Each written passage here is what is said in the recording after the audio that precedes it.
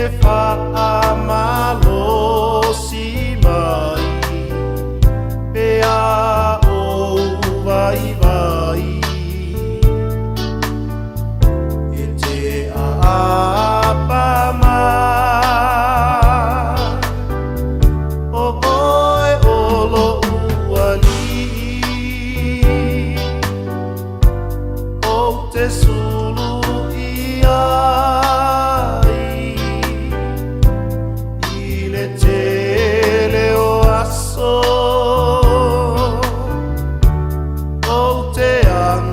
Salai o au whetalainga o o tu mau pea na ole tu mau e whaaola ina lea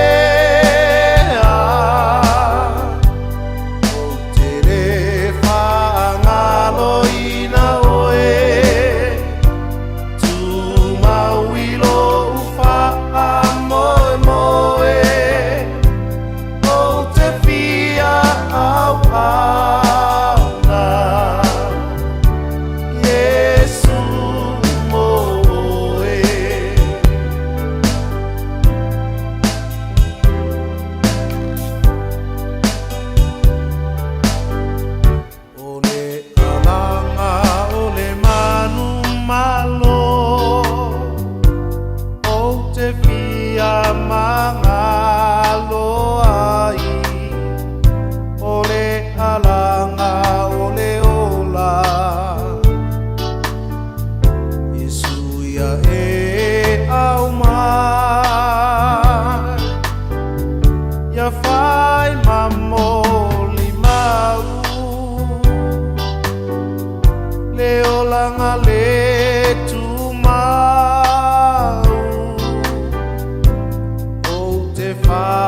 Atalia tuai Yesu ilo toi sau ole alanga ole manu malo o te fia mangalo ai ole alanga ole ola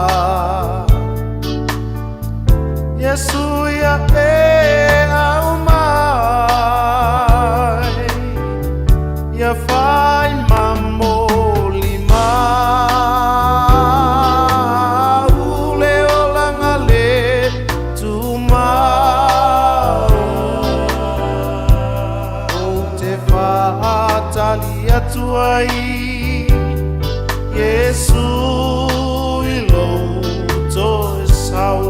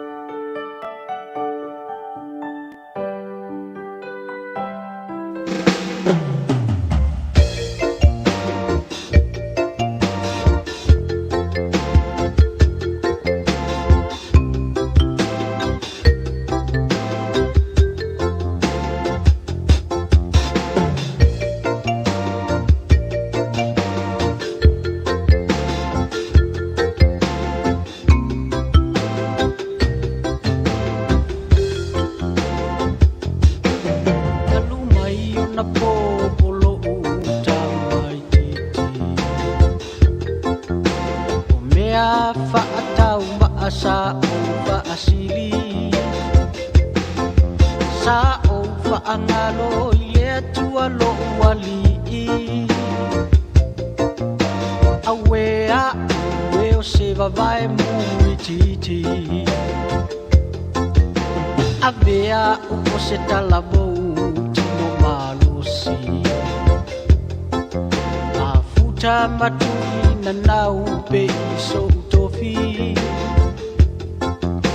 Le sautua lasi o le lalo langi Upu ale puto o ai ma ale matangi Yesu, Yesu e ua whaapetai Ua pupula o mata ua o maai Ua ilo o lana so o na whai No wali e Yesu ua o lai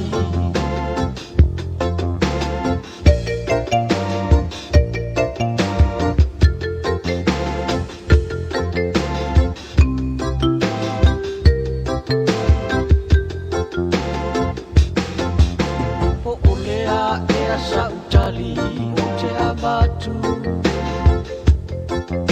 No uali e ua e alofangia i nau O te tau talapea mawala au i lo suafa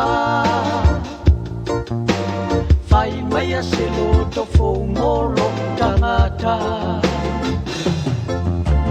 Venei ua o tofo i le sua malie Yesu e wa o inu i lo matango fie O ai e a ua e manatu mai ai Yesu e la upele ua whaapetai Yesu, Yesu e ua whaapetai Ua pupula o mata ua o maai Ulitua ilo o langa so o na whai No uali e Yesu ua o lai Yesu, Yesu e ua whaafetai Ua pupula o mata ua o maai Ulitua ilo o langa so o na whai No uali e Yesu ua o lai No uali e Yesu ua o lai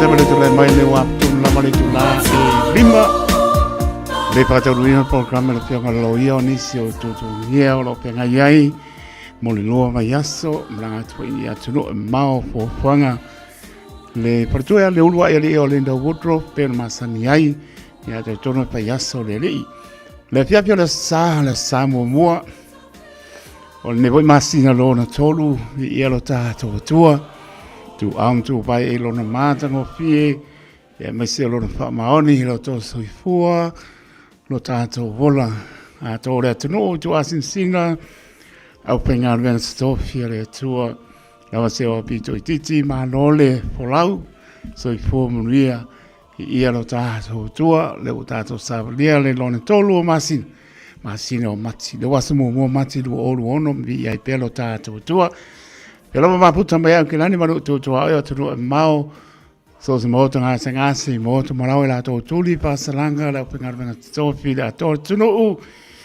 ya o por un patalo pa tu ale radio Samoa su lima I va toru a mo toru sa tu fita fa ta ma pa pa nga ne po yaso I le ri le pa ma no si le ul fale ma malu ta po ai ta to vi le tu e no me no vi inga po yaso me sili saunia no to so fo mo tato wola ya ni silava ile ilava saunia ya mesio na yo tato asinsina lo tania lava saunia no tu bela me na leo le tu la ono fai mara ba ngalo lo tato tu ya awala ba le fil ngalo pa yo le tu ni nganga mo imro no maro tale tu la ono ole tai o saunia sunga pa penga ya e lama maya Male kale sia PIBC tamaki pe atali tu la e ono tale ono tai o saunia sunga pa penga ya e lama maya Marekani sia PIPC tamaki pe atale tu lai ono patarabatu ia no Tesla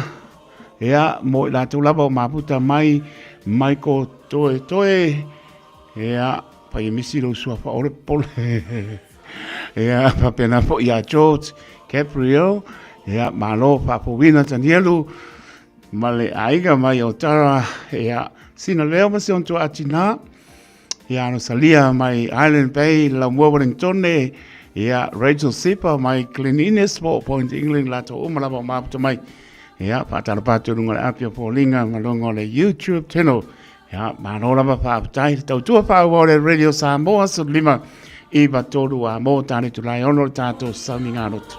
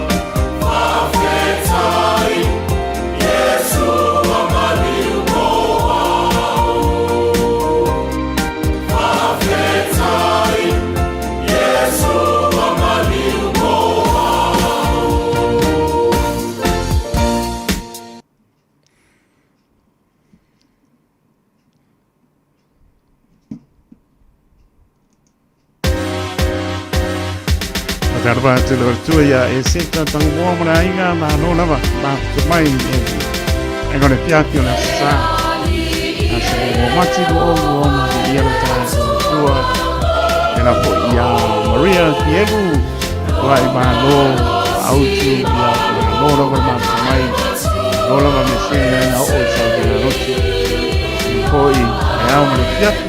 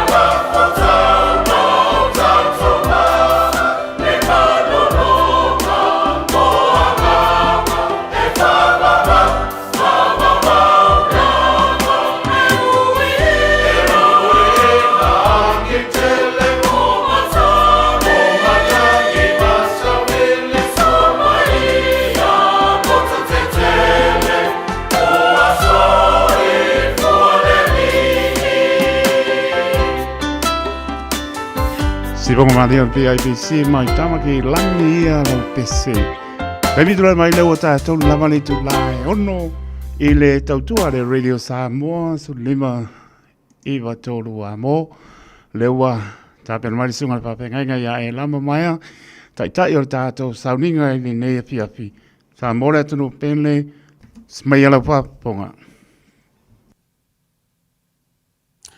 Mo le tu fa malo mo fa tai le sunga le o taito malo lava le fa manosi malo nga lue fa taro fa foi le funga duenga komiti fa tono mo le pule le tato le tio malo le soifua mo le langi ma fa taro fa tu fa fonganga Samoa aloha le tapua i neiaso tapua inga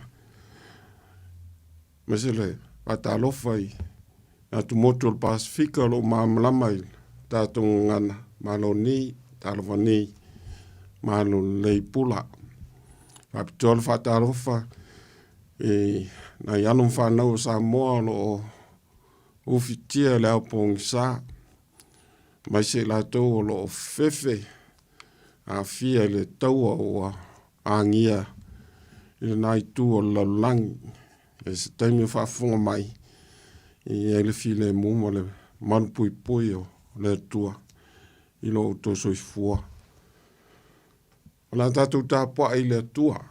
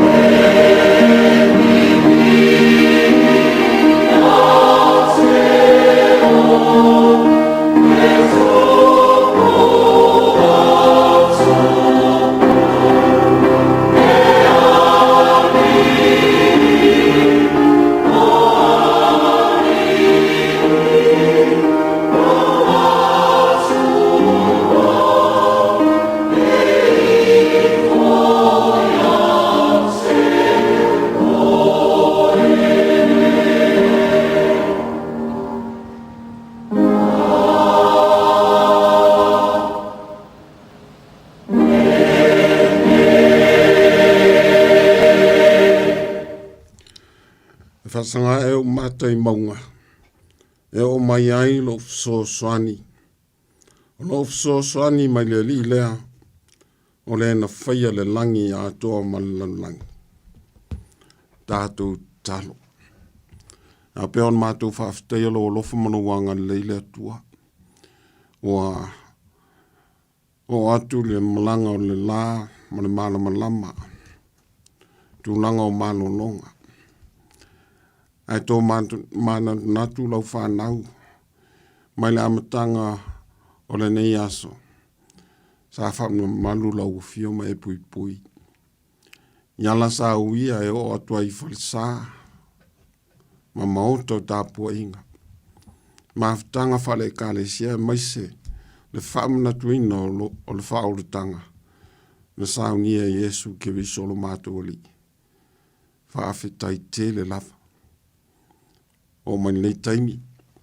Sa aune malono. Mause malono ngā wā. Whe au mga aruenga o nei vai aso. Ato e fo i atu. Mo moni atu le whaafetai te le lava. Whaafetai lo wanga leim lau tau si ngā lofa. Au whamnianga sa mātou sapi ai. Ma fia ai. Ile nei aso fia. Whaafetai le atua. A mātou tāpuai. Mana tua. O tangata ma lau whanau. O iai le taua. ma le vevesi. Ngā tō o lo fefefe māta tau nei taimi. Wha mole mole le atua alo whangia. E le whaingo fia. Le whaanongo atu. O solo muae. Inu o lo tāpua i a te oe. Wha mole mole le atua. I lo fi le mū. Ma le poto mai la o fio. Ina ia fua ai atu.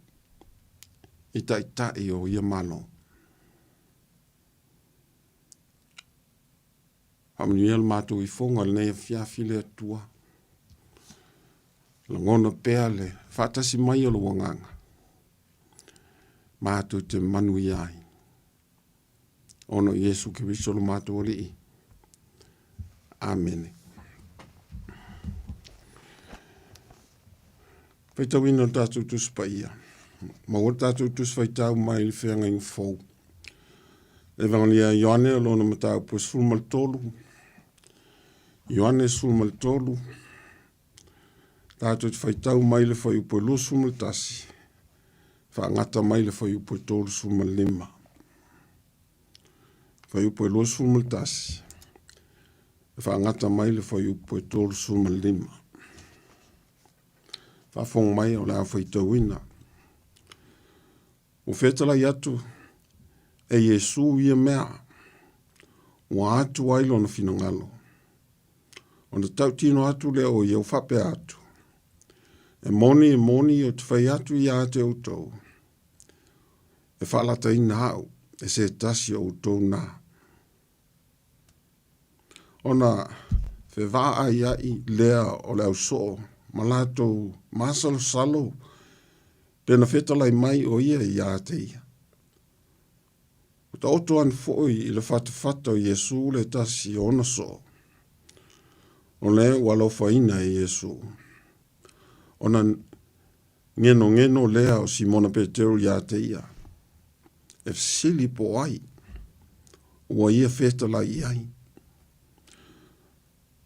O whalangolango mai o ia il whato Yesu na whai mai lea ia te ia. Lea li ie. O ia. Tali atu Yesu. O lea o te watu i ai sina mea ai. Pea uma o no ufuia. O ia lea. O na fui lea e ia o le mea ai. Ma watu ia yuta le sekara. Lea tali o Simona. Vai atu le mea ai.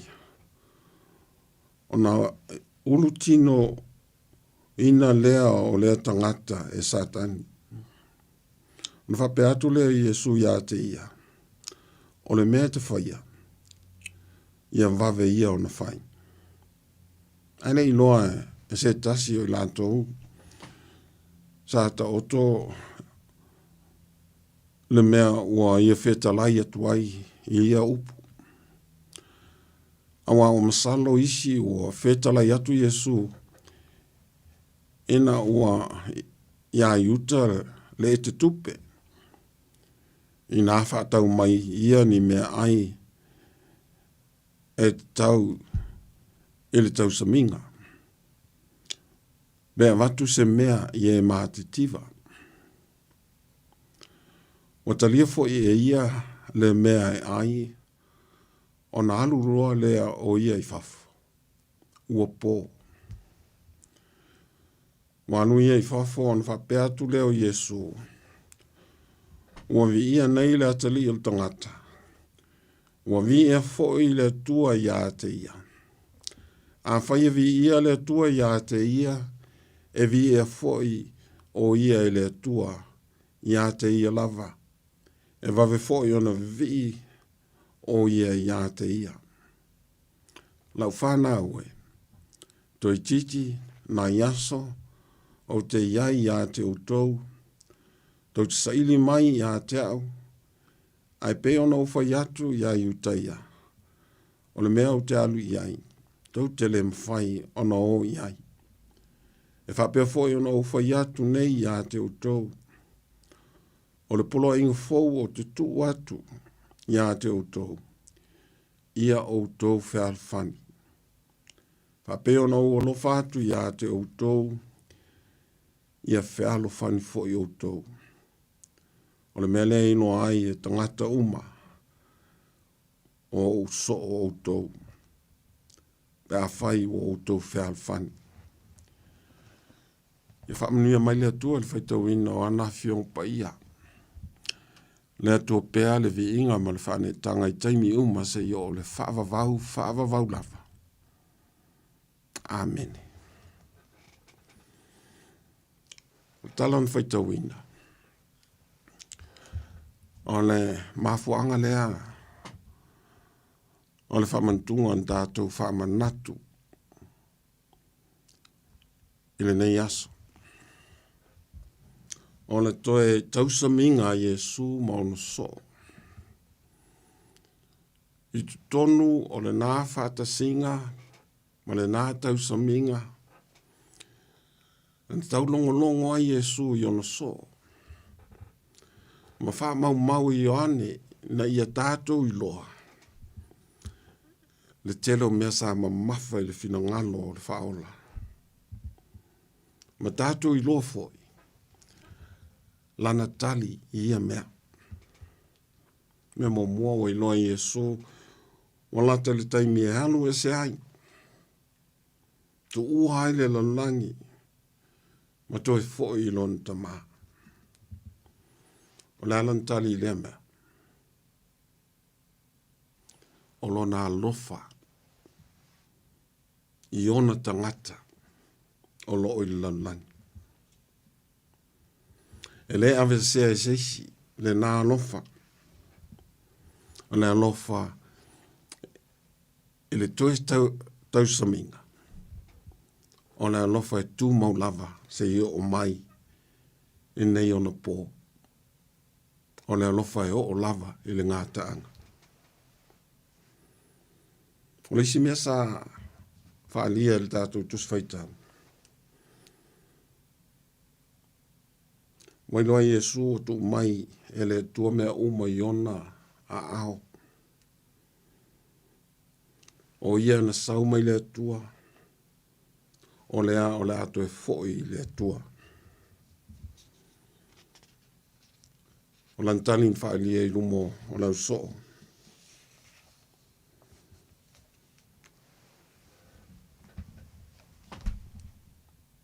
E le tangata o tou. O le a wha o so soa. E ile tangata o tou. La whaia. Se tūlanga valea. Ma le leanga. Ia tea.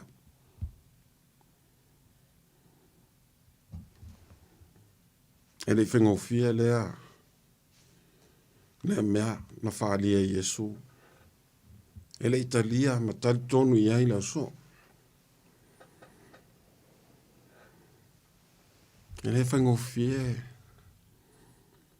Le anga ina o lona alofa. E se tasi e pele i ateia. O Iesu la whaatlata o ia se tasi ono so. Taria Iesu. O le whawhanga. O le whawhanga ma whaipea. Tiute wha matua. I lea alofa i ai. Whamaile tusin tātou whaitawia ono fui lea e ia o le mea ai. Ma matu ia iuta. Ona vave lea ona alu eso iuta. E alu e fua le leanga. O le aia whaia. I lona matai. Alu eso o pō. Pō i sā. Patusa lea. o le tūlanga o le ao o iai tātou whaole.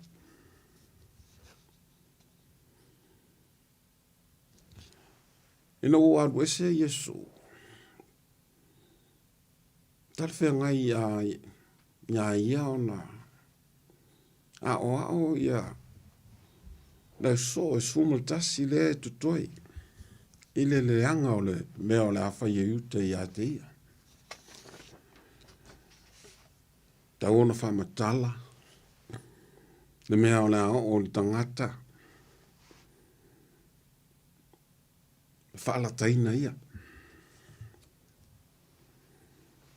Ai peitai. Upun tātou whaitau ina i leo lea. Wa anu iu te whafo na whapea leo Yesu.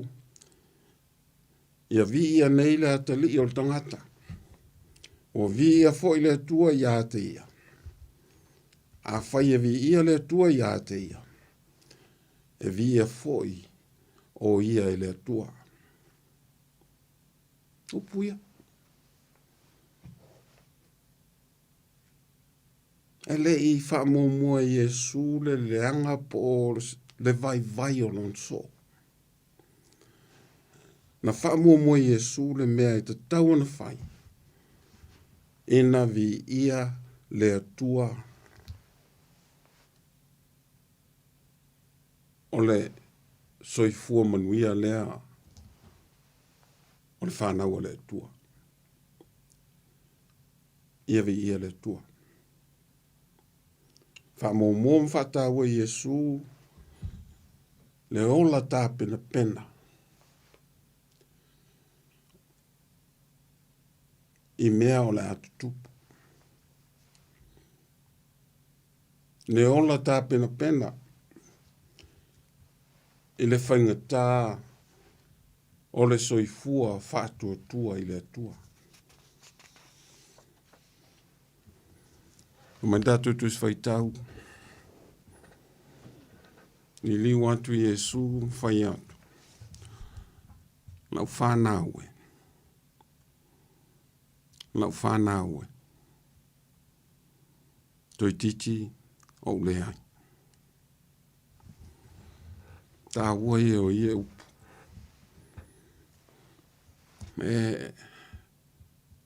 Ese ia mātua.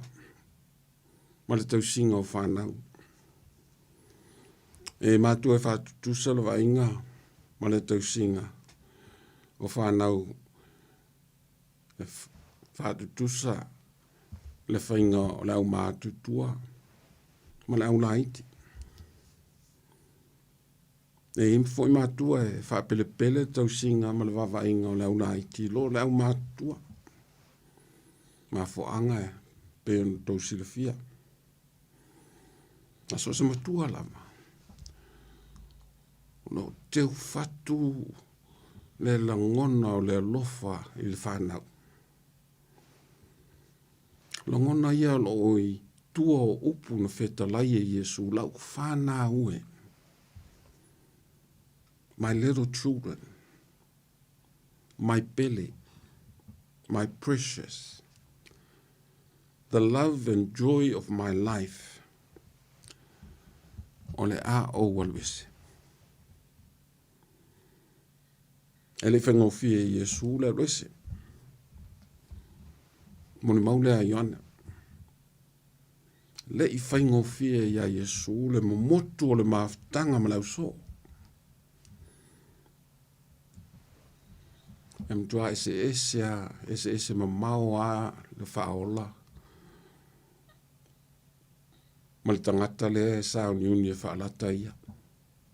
Ese mamau a Yesu ma yuta. Yesu e tāpena pena. Lana whanau. Mo le whaingita o le ola whātuatua. A tamale na luese. A le maona lava tūlo I lunga luese. A Yesu le fina ngalo e tua wha po e vanga le maftanga monso. Tau noa tā pena pena le matai. Ma whaailoa le vāwhelo loa. Whaailoa le whaiao ia mo na tangata. Le whaiao na tangata ma le tua. Nā le whaia. Whaailoa i upu. Lau whānā ue. O ia o le matua o matua. Le tamā o tamā. Le tina o tina. Au tātou o lana whānau e pele ia te ia. O ia na o ina i tātou le talo. Lo mātou ta mai o i le langi. Our Father in heaven. Our Daddy in heaven. Mai tau o lo ta savalia nei le au Kerisiano. Vai tau o le Samoa. Ina se vai tau whaingo fia wai tumu i whaososonga. Aia tātou loto tele. Ma tai tonu ma le mautinoa. O ia lo o ina o ao i lau sāwalinga i le nei vai tau. O le matua alofa. O ia lo mo mua ia te oe pe muli mai i tua. O le tamā alofa.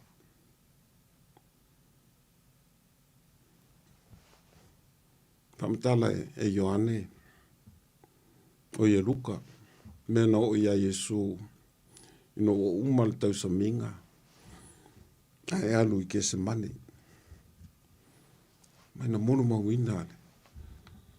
Pa ua le afu. Pe se alu o le toto. Mai ia Luka o le mafuaanga yo.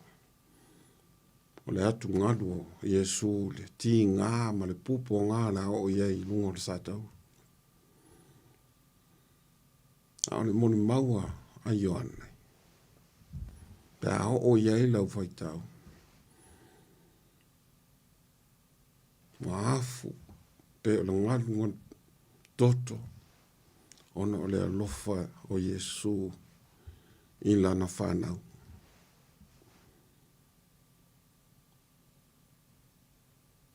E alofa Yesu ia te oi.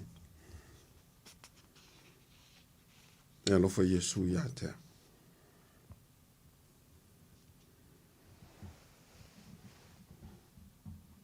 Nana whai mai ia.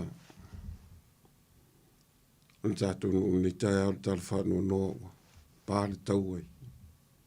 Palestina, Iran, Israelu, manu Arabi. Mani niu ia, nai whanau, mani niu ia, nai tangata e. Nei ni se, pāpā pomu. Pai utatu tus whaitau te whinangalo ke riso. Tai nailo so i fuamala wana. Ia utou whea alwhani.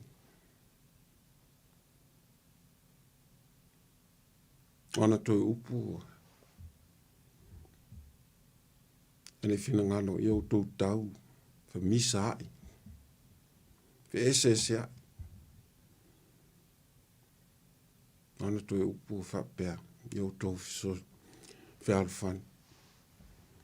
E inoa ai e tangata o utou o so. O tau o la whanau. E pele lo fatu. Tātou talo.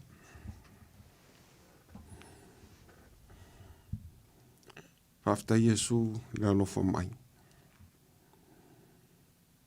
Ano o lofa o mon mawina. Iaso o mo le mātou wola. E le whaapitoa ina aso fia ma le aso malo no po le aso sa.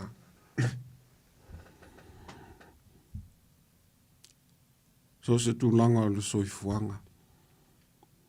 Po le fia, po le whaanonoa. Po le whaamanuia. Pole le ai. O le tu mau pela o lofa.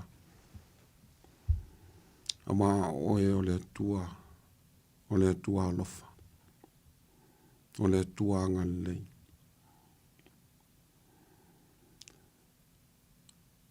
Ane isa uni atu I malo longa le atua. Whaftai te le lava. Ino o lofa mai. Fuolo o lofa na mātu talia ma whaonga aina. Me ai o lava lava. O nau pui puinga. Tono o mātu ainga. Au mātu tono ainga. Po tono e kale sia ma falsa. Whawhetai Yesu. Nisi foi maulia ia. Tau sanga I tele I lau foai. No walofa whaasoso. Whawhetai le atua. Whawhetai mol malusi. Nea lava mātu te malu no si ai. Ma whaawawa I kiute. O le nei aso. E ui lava o lo o tau. Ma whaingata ia le mea wo o inisio o lau whanau. A oe le tua. Peo na mātou whaitawina ma whanongolongo I ai. Le tua I lea mana ia le vai ma le leanga o le tangata. Ano whaia pēo tūte whaamatua. O le tausi. O le awao. Ma le whaasino sino o le tangata. I le mea mawai le ola e whaavavau. Ma le mea mawai le manuia.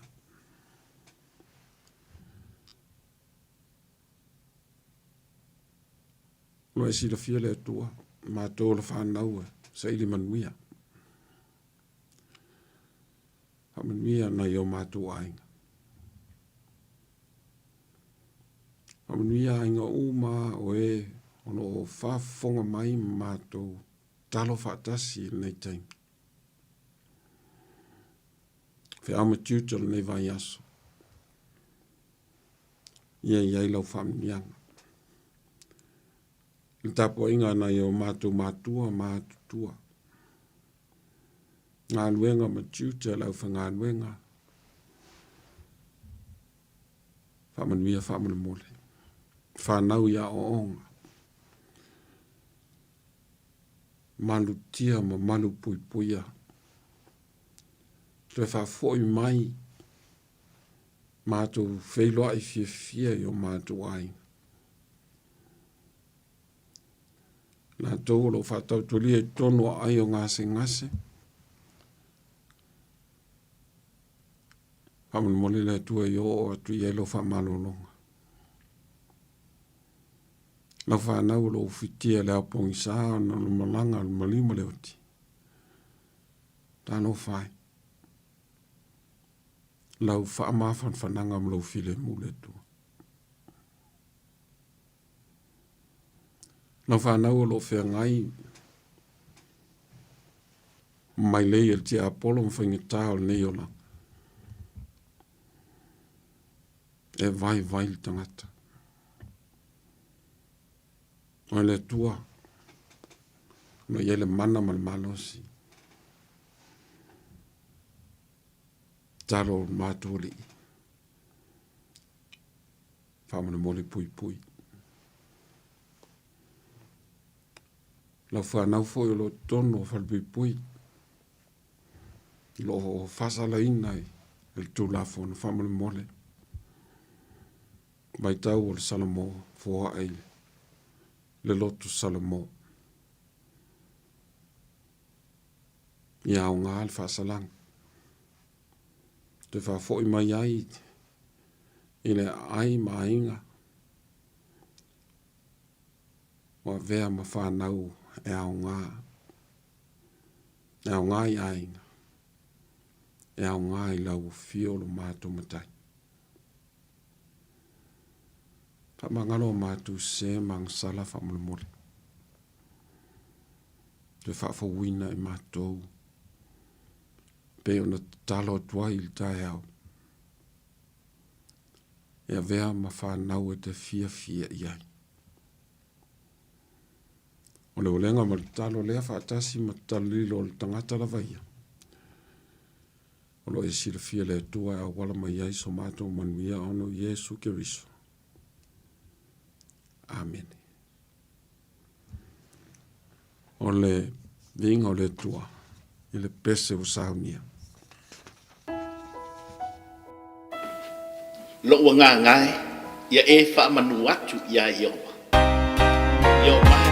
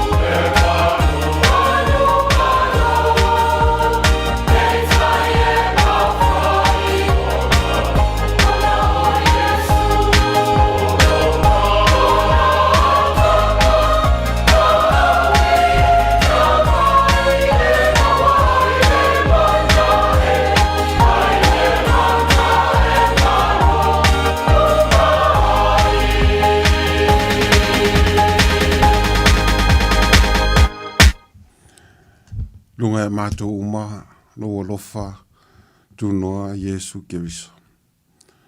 Lo alofa sisili le tua lo mātou tamae, maisal mātutang mawhana marangang pa ia nei se i o le whaavavau lava. Amen.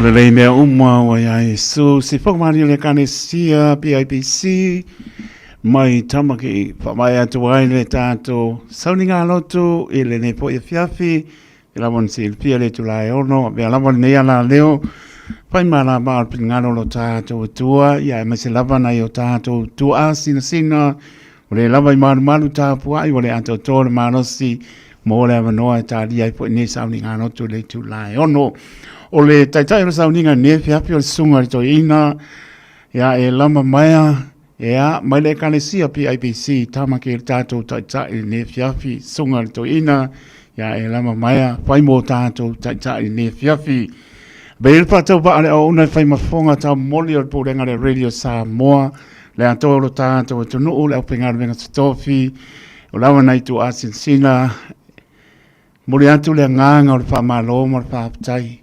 Lau sunga le toi ina i le nea piafi e lama. Le lama ua e sapa oti le ola le tautai. Ua lau saa fionga pa ia lo tātou tua e maise o lewe tā pena pa apare tua. Toanga, tina toanga i tono mota malawa le nea piafi. Au pa ponga le maro le tātou tonu i tāpai fio ke lope. Tō matau wina le soifua mo le tātou wola.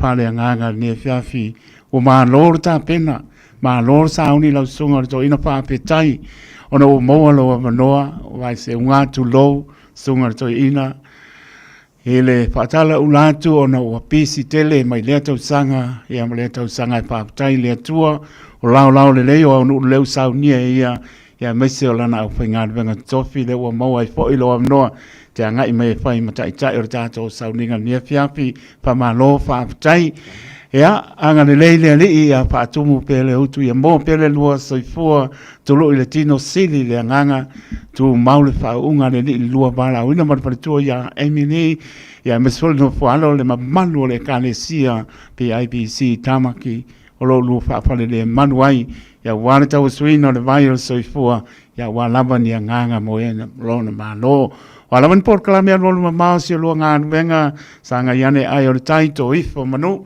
a tato savalia le masino lon tolo neto sanga po luo no familia le tua via po le lo ngan lo ai ya mesela to si lo kalesia la po si la lo luma to e fa tala lat ya tonu lava e mo no pa tai lo finga venga ya ono manatu mai pe la no pe anto le to ngia le radio Samoa. Ia, la apostolo Paulo leo se me pa leo ngalo tau tau ti ngā venga le tua, pa petai tele ne fiapi, lau sunga to ina, e lama maia, i pa lia le li ia, lua mar fatua man no fualo, a te liu ma oto malawa, Awane ia fea se atua le ana, le atua soifua, le soifua, tau nu i maota pe loa i marparitua, maiso le kane sia, tapo io faiva le mea fiafi, manuia mana o longa le neipo, ia mo ia se minute, ia, tu atu lau sunga to ina, ia waponi o lo faanga mori po, se lue kane sia o lo tapo, ia mai, ia maise o nai ainga, me soi lau pangalonga pa ia le atua, ia marenganga fa alo lau sunga to ina. Mana whawhitai, tai mona nei awa noa. Ngone to ia lo faanga le ngata sia matu e kalesia i tamaki ya sia uainga ono a fonga mai whalongonongo mai tātou whainga anutu a pitoi tamaya whalepule no nās whanau nei valusfu a to aile valusfu tau sanga o no soifua ia whamanuia le tua. Wata alofa ma. A whiloa i tutua i uso au auna. Sia mātou e kalesia PIPC. Ia, manuia ngā luenga o nei vai aso. Whiloa i le aso lulu le tātou whono. Ma le tātou maafutanga i peo na māsani ai. Ia. Whaafitai i nau sunga le. Nā wao mo whamnianga. Talia mal whaafitai, whamanuia fo i lau sunga mal tina. Tai. Ia maisele kalesia, il sunga le toe ina. Tai. Mawatala o toe taliu mai ia. Toe matalia langa anuenga. Ia, whamanuia le atua i lau sunga le toe ina mal whalatua ma le kalesia i manukau. Tai. Ia, se tala lea le auauna. Ia, toe maua ia. Se whailo inga. Se aso o le li ina nei tau sanga. Manuia. Apta tele lava mo familianga so to ina o lava pe ia. Manuia po se watu, fia atu i fia anga mana panga ia mese moto ta dia po il per tua man palo. Ia se ro e kane sia familia le pasa i foia.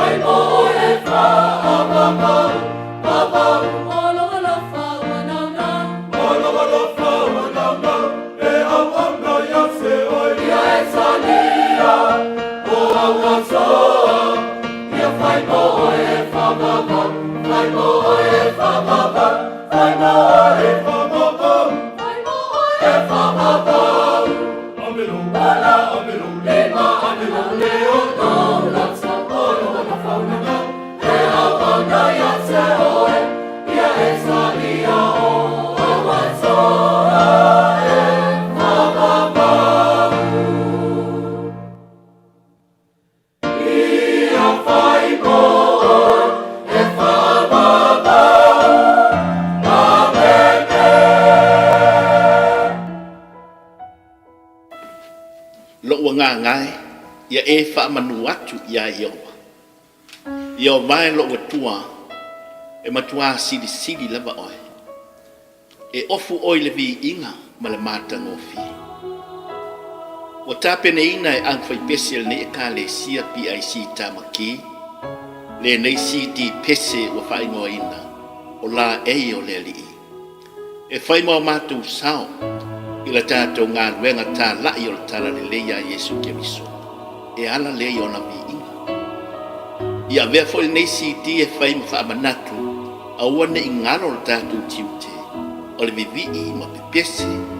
Ma wha manuina suakpa i o le tātou atua. Iasa uma lea uno. O le tatano. Ia vea nei pesenga. E wha amano sia atili ai pēr o tātou fia. E langiina vi o le tātou atua. Ia so uma lava e o le whaawaka. Ia manuia lau whaafonga anga Samoa. Soifua.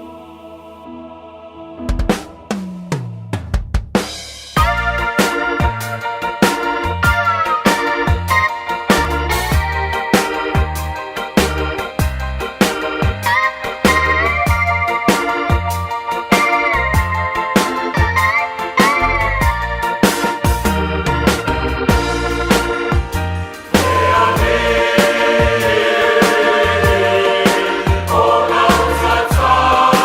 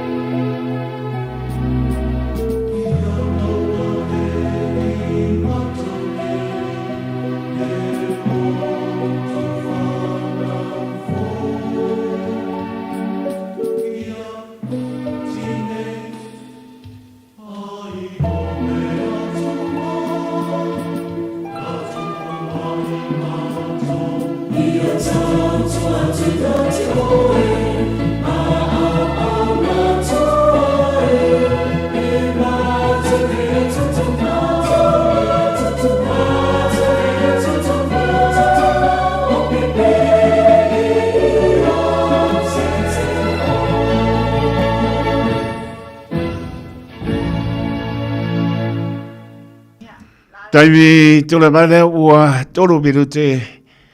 Ta leo le tula fitu i le tautua le Radio Samoa se lima iba tolu a mo manatu o lo o manuia le manu le tato tunu. Me poi manga le pia fio la sa le aso mua mati i le masina lo na tolu. O le ne poi tau sanga fo. E le titi a le vi inga mana tato fa tai. Tātou whafo i pēr o lona vi inga wōna mea matatau i aso uma me sili nā te saunia awa i ere tangata o lo manatu mai ileri. Mai alawa le fie o tō pinangalo mo tātou loto teime langona le vai man le vai maripa manos e maua i ngase o le tino o lana whamano longa pā i mai. Maua i whaano noanga o le soifua mo le ola o ia lava e wha mai se mai. Wha tai le atua i lona alofa ma lona wha maoni. Tau muri i aso umar tō soi fua mora tātou wola. Ia mai se leo o tātou tu aum tu vai. I la ta ino le nei masina lona tolu. Ia mai se o tā ua le nei vai tau le tau sanga. Le la tātou sāba ni atu. Tātou te maratu natu. Pi le mu pēa. Pi tām whain tāu le li. Na ia sa ili ai maungangi lon tama. Na ia tātou maua le loto ngā tasi. Tutu whaatasi. Whēro whani. Na maliu ti ngai lunga le sa taulo. Tānu mia ma lambole ele so i fua manu ma lo mai. Le alofa le nao le atua ia i tātou. Tā ua lona.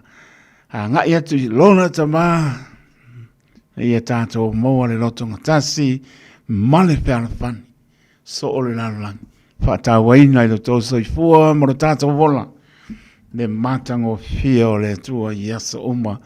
Tātou te le siringia. Mātou whamā loma le whāpatai le whamā losi tāpua inga. Pō lava le nei aso ai maise.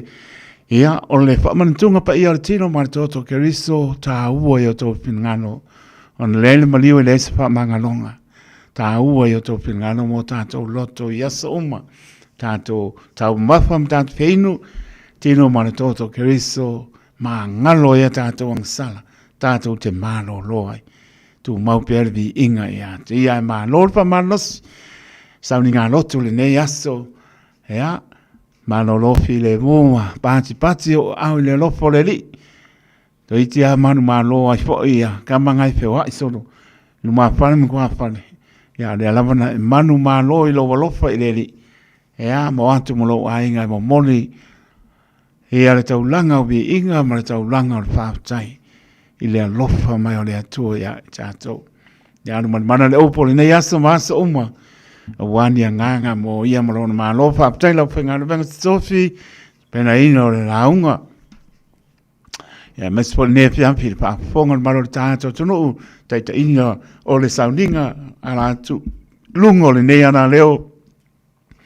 E sunga to ina ya e lama maya to moni lama le nganga pa tai manuia fo yat sunga to ina i lungo ala ya me se fo ia se walo pa le nganga tu lo suapa lo moenga vai ma lo le pepe yopu ya mo le hanga i mai marta po inga fai bo so to ma pa le nganga manuia fo yat i lungo ala le lofo le li Padalabantu ia Rachel Lifa mai Point England ia malo le maptu mai ia por sapati e seta tangomoa malo faaptai Maria Kielu tuai malo autu malainga faaptai Milfa Amosa malainga faaptai Christina Tanvasa lo maputa mai melepone lo fatu Christina vasa malo lava ia lo se lauta pa ofe Wong King Maroso, ya lo fat manuia le fiafi, pe na fo ia ngau manu,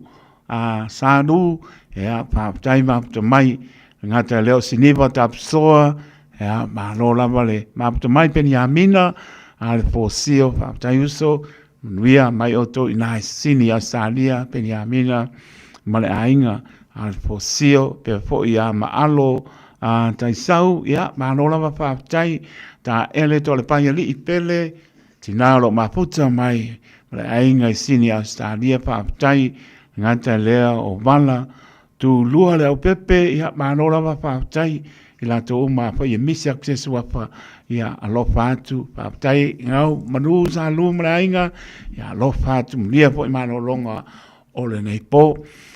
Lua biru te wate aile tu lai fitu i le tautua le Radio Samoa sa lima i batolu a moto e pata alofa atu pa ia maurunga le tātou tanu pe lava maputa mai ai Samoa na rua le atu Pasifika o atu no umara langi marinea sinu o lava na yalam whanau tu asina sina moto malao la upingalunga pa ia le atua lo whanau no manu ia awa Samoa mo atai au alofa te le atu to e pata alofa atu le tautua ale Radio Samoa su lima i batoru a mo. Hapitola o patalofa ina yo matua whale nganga sungar to ina ya maptanga whale o ngaman patua ala ia man no whalo whapetai le atua.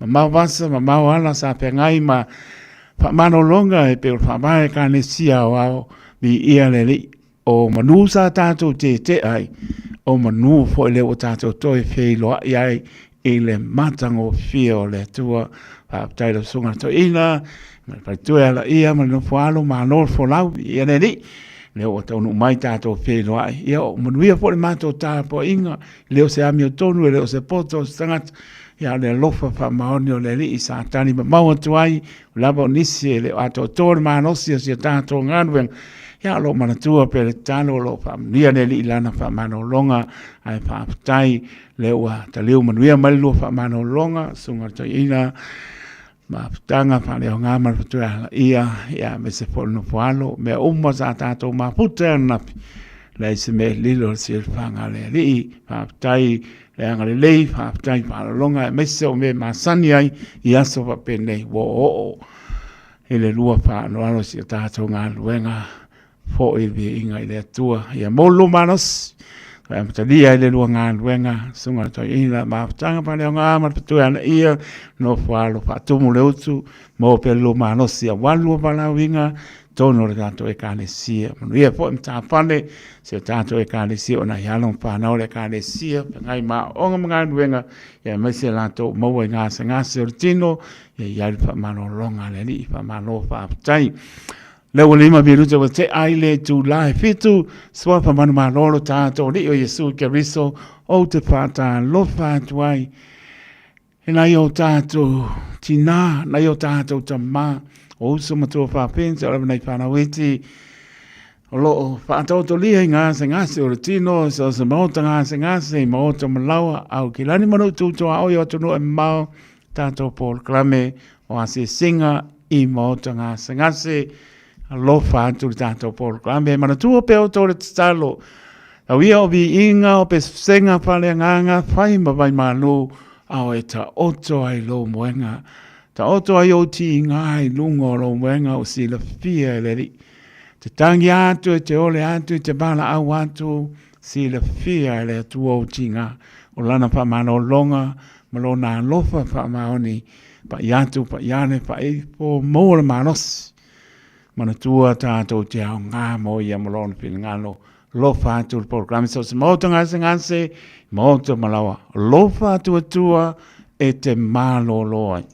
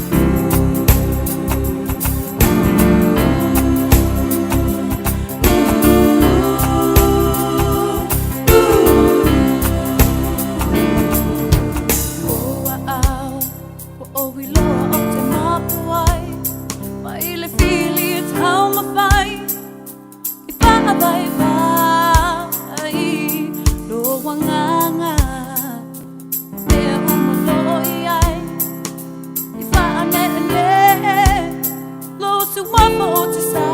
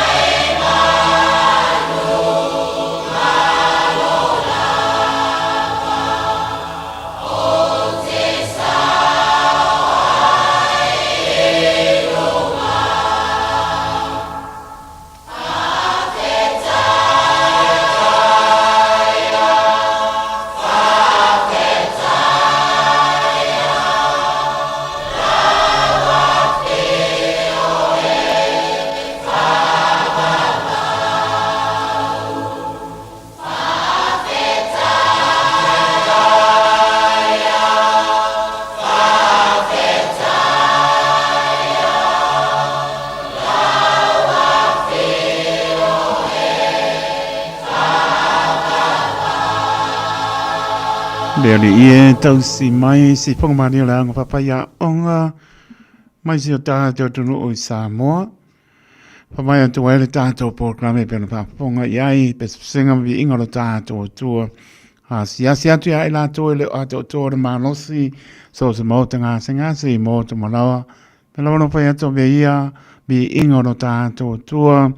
Pese pane nganga pai ma vai manu au e ta oto ai o ti ngai lungo lo moenga au sile fia le li o ti ngā. O lo whantua tua e te malo lo ai. Lo whantua programe nā samu moswa ponga o tātou programe o asi singa e mauta ngā se aptong lamale tu lai pitu au eni aso i fua mole am noa mala au male tolu pitu ta si lima i matolu numera mala au mai ai Kamila was soifua i meli api polinga lunga le YouTube channel ya mo le akako. Ta darbatu i sina leo masion tu atina lo maputa malamo tone Michael toi io e lo fantu mo le piapi pato ya se lina siosi male no falo ma lo la fa ne sini na mlia to lo fo ia nga u po ngau menu salo whaapatai maptu mai, tai mo whaamdianga lo putele atu, bala tu lua leo pepe, ea lo patu, ma lora wana maptu mai, pe po ia ma alo, tai sau. Ea, ma lora wana eva mai, sineba ta apsoa mai lato umalama, o lo o maputa mai. I lunga le apia po linga malunga le YouTube channel, ea lo putele atu, ea pe po o maputa mai atu no ema mao, Ea, alofa te leatu tautua de Radio Samoa, su lima eva toru a mo. Tane tu lai valu, tanto se le tanto proclame toi whaolola, leu lua i alofa, ta neiva, manu manole o pomoni tau lunga tautua i le neipo.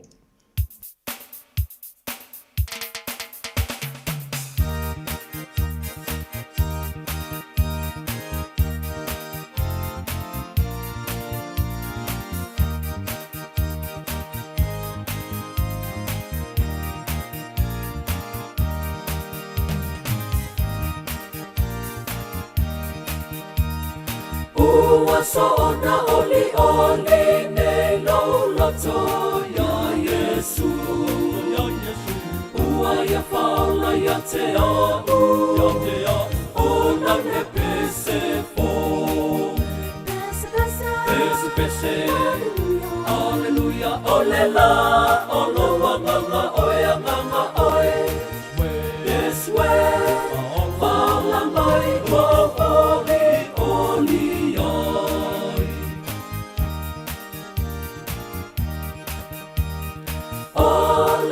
Tomo hela au lo wala ua faine Talula na lo faya te au Ua mua mea lele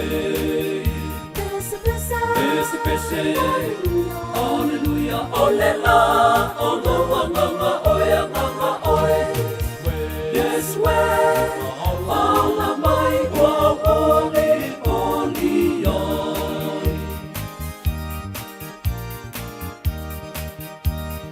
Ia tupu ola mai se pama ua toto O Yesu lava le pongai O laura mi o fo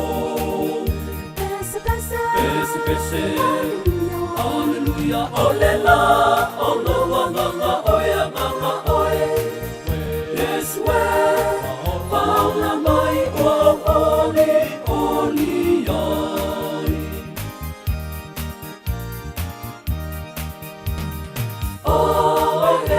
Langa nei atoa le atali Ono le tofi elelei Ono o masali Pese Alleluia Olela Olo wanganga oya nganga oe Yes we Fala mai wa oli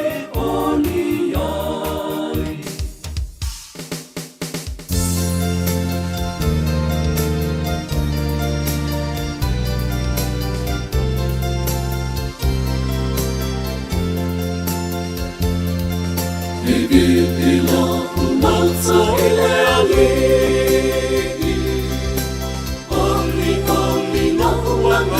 ile tolo faula awa ua sila sila ilana awana pafene ua pa amaula moina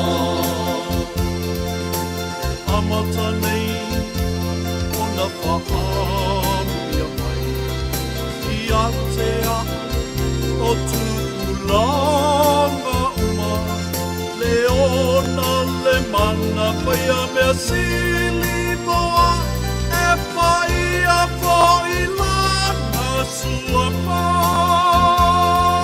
Vivi ilo unoto ile aligi Oli oli la uanga ile tualo faula Awa ua sila sila ilana awana papine Ua pa amauna loina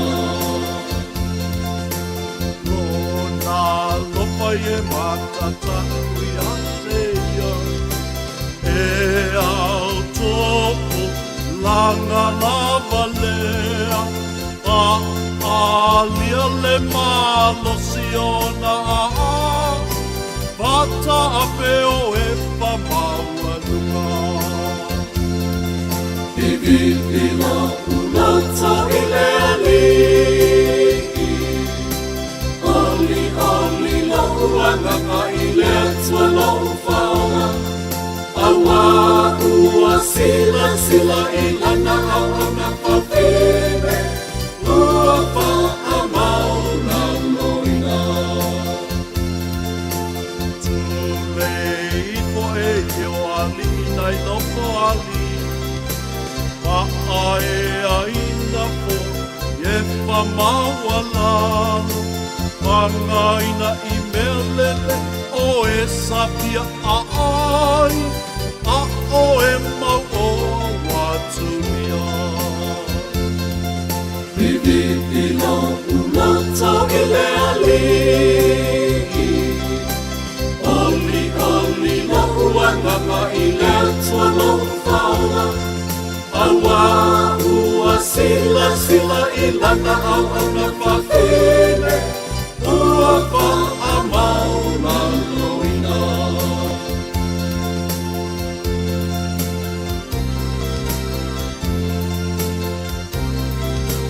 E soa soa ni ilana auna o Israel Mana pana e whaavava Mana tua lona alofa ia apera amo mana pana E whaavava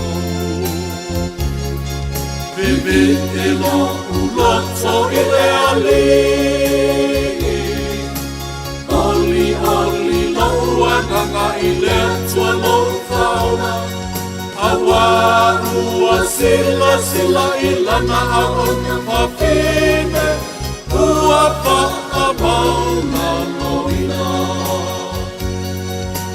Ua pa amauna loina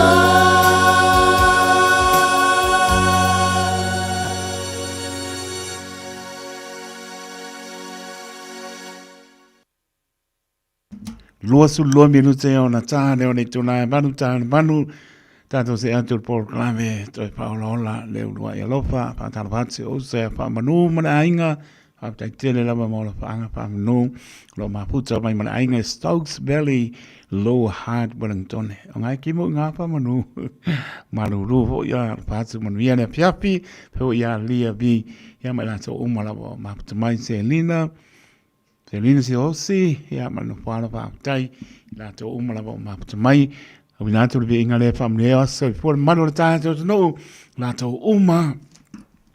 Whamlea tō aso i fua le aso, ta mahamtina, o uso matua whāpinsa, la wanai whāna weti, ia ngare leile ri, tō e whāo pōpō nisi tau sanga sele so i fua maolai. Tātou manatua pēa, ia bea pei tātou e whaia loni pingalo, Ria tele o tō aso i fua, si pong malia le kalesia, whāpo tonga ke usiano Samoa. mai manreua lalo tsa inga sunga to ina taria pale ao male patua pelo inga lo fat moniel longa venga le te mai wa o mo ni auto wa soifwa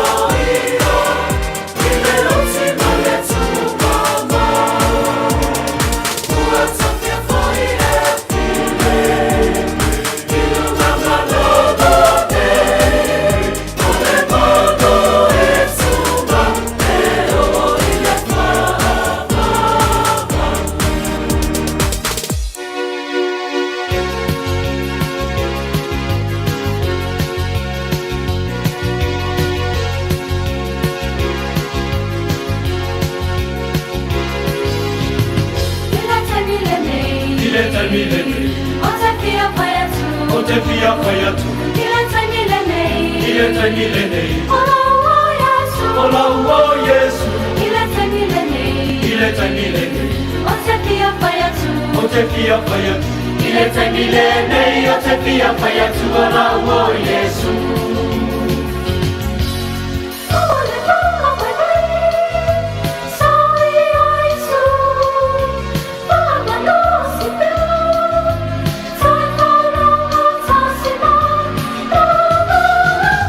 Ile taimile nei.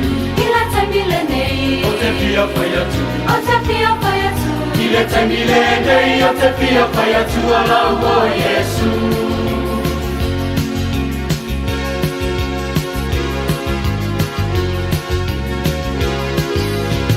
Apaiele pia pia. Apaiele pia pia. Vesili mai au. Vesili mai au. Apaiele pia pia. Apaiele pia pia. Sauilau Yesu. Sauilau Yesu. Apaiele pia pia. Apaiele pia pia. Vesili mai au. Vesili mai au. Apaiele pia pia. Vesili mai au. Sauilau Yesu.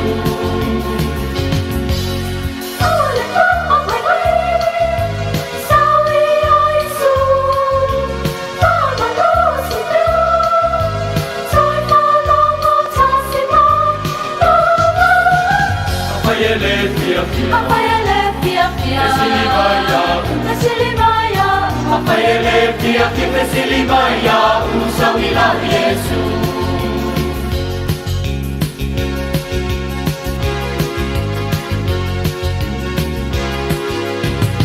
O tole tupulanga. O tole tupulanga. Awa e te pātali. Awa e te pātali. Te tala Yesu. O te tala Yesu. O e ole lumanai. O e ole lumanai. O tole tupulanga. O tole tupulanga. Awa e te pātali. Awa e te pātali. O tole tupulanga. Te tala Yesu. O e ole lumanai.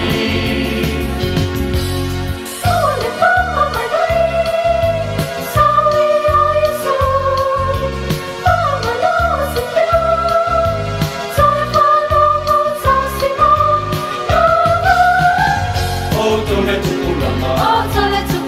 Awa e te pātali. O tole tupulanga. Te tala Yesu. O e ole lumanai.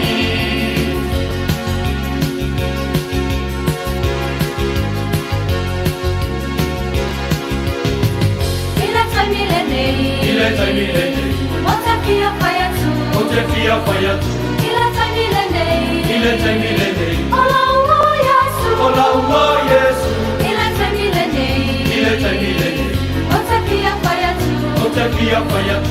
Ile taimile nei. O te pia whai atu. Olaua Yesu.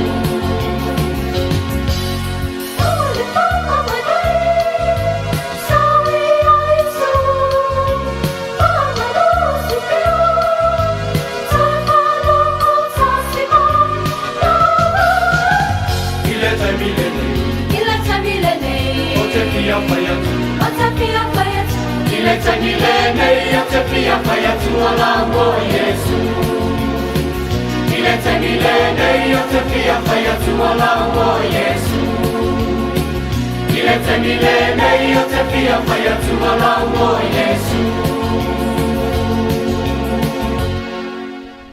Pai vidio le mai lua velu te ona tāla le tula valu, tā pēra mai pōi sunga to ina ia whiu kuini tāla, pēra pōi sunga to ina ia toala manapotu whao punu, tātou pōrklame toi paolola leulua ia lofa.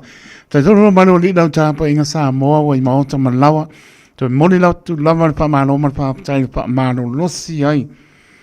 Rono pēra toi le paingo fie, ono aso tenga nue ai, uma le ono aso ia wa sa roto da sai pula oe pe te malo lo ia wai le o kungi leo fa malo si oe po ia se pula nga vi impoi pula i tonu e leo ni no ma mai le tatu te ia sia sia opo bane fa ponga la tunu bane po le asa pa ia o le ia al fa italiana met so i fomo lai tu sa loto ata to e le ia te tonu a e lo wa vai male nga pa lo ia e fa pena la mar so i fuanga le tato te ai a o le tempo le tato fa vai ia o la mar te me io ia tato manatu le lo fo le tu ia tātou te tutua e lunga ia ma tātou whaamarolosi ia wala ma tāpo inga i lea tua lona alofa ma lona anga leia sa uma ia lo mawarito soifua lau lei tino sili lea nganga ia lo tātou au ona mga nului ai batu whaamaroma whaamalosi tāpo inga i lea so Mano lofi le mo mar fia umana avela tau langa pese tau langa wing ia whaapatai le tua lona manatu mai. Pena po leo penga pa ia le tua sa pe ngai mar fola ina o le tala le leia Yesu Keriso. Wani nganga mo ia malona malo pa malo whaapatai mo pero tau manasi tino sili le nganga.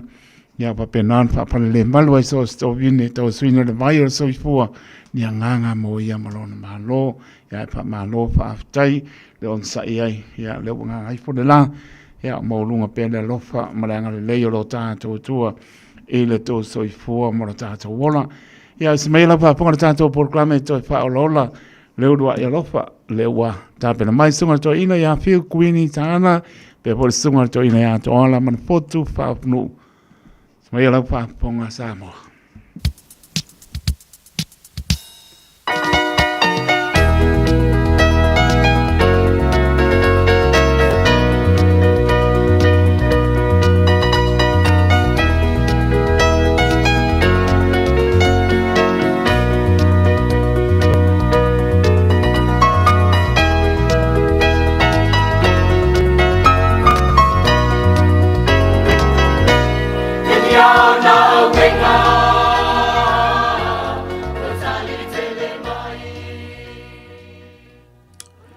Tui whatalo whatu Samoa i lau whaafonga mai ia, whapea fo i le mai mo mai fo i lunga o televise.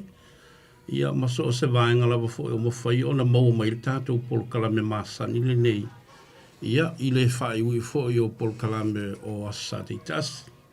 Watua ia le whamalo ma le whawhiloa i whapitoa i loutou taputapu ai mai fo i ma whaafonga mai. Ia o tau mwhai fo i whaau au pēa, le whaasoa ina o whianga pa ia le atua. I le whaanaunaunga ma le talitununga. E whisoasoa ni atu, ia i le soifua i fo i o le tātou atunu i so se vaenga o le neilarolangi. Ia e maise fo i o te tonu o New Zealand nei. E watu le whaamalo i loutou naunau mai pēa e whaavano mai o tau teimi i le neilava o le kalame ua whaingoina to e whaaola ola le ulua i alofa. E ili tanunga, ia, ua tau mou lava le alofa ia i tātou uma, e ofo ia ma ua i olo, whaia le tātou pokalame, ia, o se fisoasani tele mo i ma ua, a i fo li teimi ua tau whaavaivai. Ia e fisoasani mai a whionga pa ia le atua, ina i tātou tau mwhai, e whaaola ola pia le alofa o le atua. Le alofa leo le atua na whaatino i lona alo pele to tasio Yesu na ofo mai e maliu whalava au i lunga le sātau o na olona finangalo alofa i ate oe maa ina i a tātou maua le ola. Le la le whaatau waa i nei vaenga o le fiafi e whaia iau ma whongatau momoli ia o le te tai foi o le tātou polkalame nei fiafi sunga ia to ala. Ia whatasi ai ma le tapo inga sunga ia teito ma tau te whata alofa atua i Samoa i lau whaafonga mai ma lau mai mua mai. Whafta i le atua i le tau singa i lau tau soifua ma lo mātou ola. Ia wa tātou wheiloa i fo i le manuia. Le ai lava so tātou loto. Ia pe a whai e o maia le oti i te tonu o tātou ainga. Ia mato e se ai se tasio. Se pele i te tonu mawhatanga. Ia ai whawhetai i le atua. O lo nanga le leima lo nā alofa. O lo maua i peo lo tau soifua manuia. Maua fo i sa mātou wola. Ia tātou te tau mawhai. E au nai i le atua. A o maua le malosi ma le ola. Whataro whātu i le au whaingaluanga pa ia le atua. I so se whaitaulanga.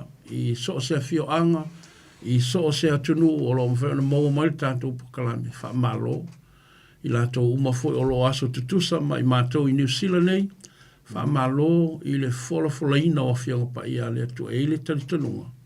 O le tiute o tuina mai ai tātou. o le lavea ina o a nganga a wale malo le tua. Ia, wha malo le soifua. Wha malo le ona sai ngā luenga le tua. Wha talo whātu i ta mā matina mātutua se tātou o tunu. E iei le tari tonunga i ei lātou o lo tau mawhai. E tuli mai pēr nei polo kalame. Ia wā o le mawhaina whātasi atu i malu malu. Ia o se whaamanianga fo ili nei mo i lātou. Ia whaamalo. Malo le ona sai. Teimi o le o mai o le soifua matua. Ia e le whaingo fie. Ai malo le ona sai. Malo le whātotoa. Ia i le tari tonunga. O lo maua fo i se fisosani atu o le tātou polo kalame. Ia te outou o mawhai o le whaafonga mai i le asa ma le asa. Ia o tau mawhai le au whainga luenga i le mesili. Whamanu atu fo i le whaafonga anga Samoa o malawa. O whea lava se atunu o lo mawhai ona e maua mai ai le tātou polo kalame. Na ngona le anganga fia ma le anganga whaaftai. Ia tātou te whailoa i lunga o nei fo i awanoa ua tātou maua. O le tatalo i le nei a fiafi. Ia lofa le atua ma whaamanu i atu i lau whaafonga mai. E le ato atua fo i lau whainga luenga. A le tatalo, ma e tatalo mai fo. Ia whisoso ani mai le nganga pa ia o le atua. E ma whai e ona mātou whaasoso i nātu, ma whai tau i nātua whiango pa ia le atua. Tau lava i nā vea o se whisoso ani atu. I lou tau ma whai, ma loo fo i tau ma whai. Mo le atua, ma lona whina ngaro. Samoa, ia whaamanui a tele le atua i lau whaafonga mai. Ia o tātou o mafuta i le nei a fiafi. Whaatalofa whaapitola foi, ia i le tātou au auna le sunga ia taito, e la ngona lava le anganga fia ma le anganga whaapitai, e tuatuangia le sunga le awao i tiute foi o le asai lana e kalesia. Aulo tau mawhai lava, ina ia mawhai o na maua le nei awanoa, e tātou te whai ai polo kalame wha le anganga. Ia wa e tali tonu o le a tātou sa o loto foi le vai aso i polo kalame wha le tino. Ia ai a vea nei taimi o se awa noa mo le atua. Tātou au auna ma whaile mea sili. O lo whanau naunga lava. Ia whai tau lau tuspa ia. Ile nei a fiafi. A whai o iaini o tau tuspa ia o le whao ngaina. Se tau mo whai e. Tātou ngā lue whaatase whai tau nei taimi. Le anga e potol ti apolo. Ua tele mea a ve sete ai o tātou mawau whau ma tuspa ia. A o maua nei a wanoa. O awa noa o mai le atua, tātou te whai tau whaatasi, ia ma whaalongolongo, ia nā whionga. Pa ia, ai puno mai lo wā Samoa, nā o whaia se tātou te talo. Ia o na tā mai foi leo se tātou pese, ia o na whaaua wai leo tātou polo kalame, tātou te talo. Le atua, wa e sila mai, o mātou o mafuta fo i ma Samoa malawa i so se vaeng o le lalolangi, o New Zealand nei fo ia i le nei polo kalami, o le whanau naunga ma le whamoe moe, ia to a tele i mātou o Samoa e fia ia te oele atua. Mai o le mātou te talo le nei a fiafi, se i whaamanuia i le whaafonga anga Samoa malawa, whaamanuia i lau o whai ngā luenga te tofi i so se whata whai taulanga. Se e whaamanuia i tu asi na sino Samoa. Se e alofangia i lātou o maua i mai po ngase o le tino. Le ngate i te tonu a inga, a o te tonu o whale mai. O atu fo i le atua lau whaamalolonga i o mātou tangata Samoa i te tonu o whale pui. Talo le atua a whai o maua mai lātou nei i polo kalame. Talo i ngalue atu le nganga pa i o lau fio e fe soani mo i lato. Whamanuia le whaafonga anga alo atinu, alofangia fo i lau au auna o le a whaasoa alo fina ngalo le nei a fiafi. O le te talo le atua, ia maua lunga le vi inga o e lo mātou atua. Whamangalo mai o mātou tangata to i lalo maleanga sam.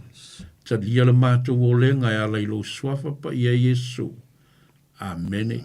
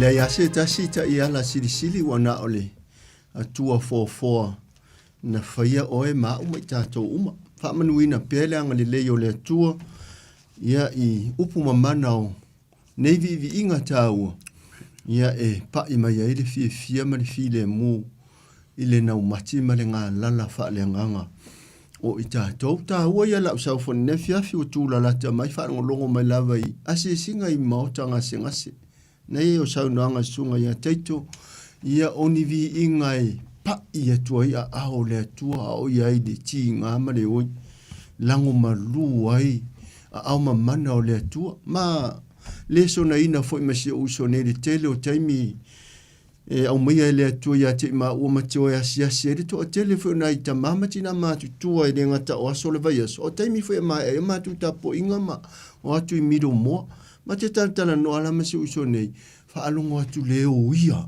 upu fo ia le atu no e se le taua o ia le fala alongo atu le o i le fe e le se fionga le tua salamona iva se fulu fa upu e se fulu fitu se fulu tau sanga o le limiti de na fa mai a varu se fulu e ma fuo no le malos ai le ti nga ma le o ia na ole sau no anga le pena te noama tamua ele sunga le o e se le taua au soi fua matu tua ye o ye mai tu mau mana onga fa pitoa niso fa taunga ina te mo na le mana o le vi inga fa le nganga ma le upo le tua e so la isa tani wa fefe sa tani ile pa ia ma le mamadu o le tua pe aya te o e ma te tonu la le toe ngau ta se fa metalanga o le ua se ui fa le mua fo ile sa una nei e fa filo ia le pa ia sa mo ta fa ma tuli manu e fia o le fo ia le lava mai le sa una nei de maftanga le matu fo i fa le sfuru lua ile na sa u tona ia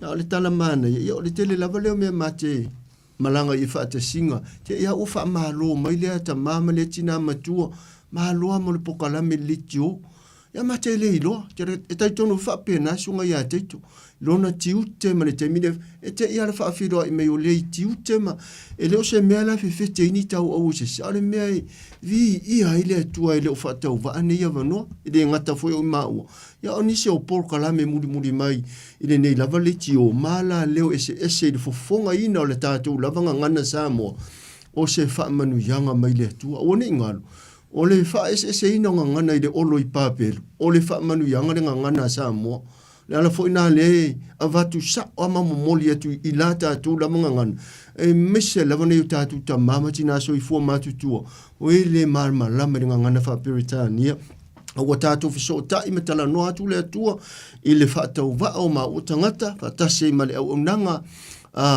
e fa pena o na fa ilo pe le sunga matua taulang ia e fa manuina i pe le nganga o le tua e moni ia fionga pa ia le tua e ngalu lu ha me uma mo le vi ingo le tua ia fa manu ia le tua i lau fa fonga ai fa filo ia le ai nga tua o mafuta ma o i lo maota ma lo lawa i lau fa fonga ma ua mai le ne tu la fia ia me se fo lo matu sa se tolu ma le sunga le wa o le ne fia fi ia matu te fa filo ia le tua te male alu ma le nganga sa o mafuta i lo fina ngalu ma lo loto tauna ia fa aluane pa iane pa iatu pa mai le nganga fitalai o le tua e a toa iso ma ua le ato toa i le faita wina o le afionga pa ia le tua ia le ua umana bati tu alalo le usa ona nei a fai o ia lau tuspa ia fai fai lo iai ana ua umana tu o le whanau ia te o le tamama tina matua i lau telefoni ia le tuspa ia vi ia la le tua wa ia le taimi le mfon tatu toi faita wina tuspa ia ua poli sila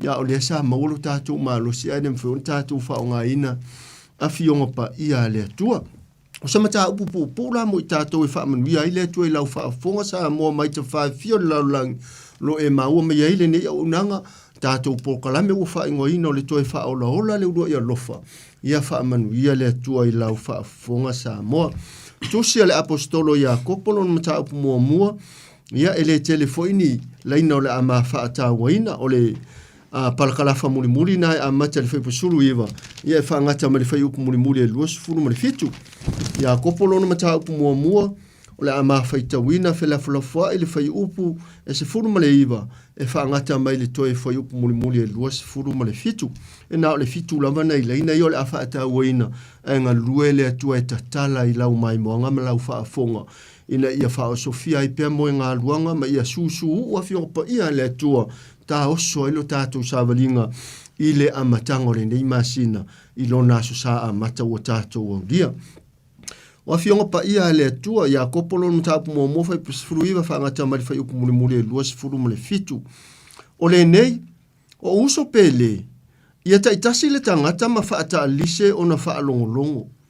Ia whaangise ngese o na tautala atu. Ia whaangise ngese fo i o na ita. A wai le tupule a mia tonu mai le atua i le ita o tangata. O lea foi. Ia la foa iai mea ele a uma maleleanga e sili. Ia ta lia male wha maulalo le upu ua tutoina. O lea e mawhai ai o na wha aolahina o toua nganga. A ia whai o tau mai ana i le upu. Ai aua le nā o na wha longo iai. O wha se ina i o tau e o tau. Awa aise tasi e wha longo i le upu ai le ana iai.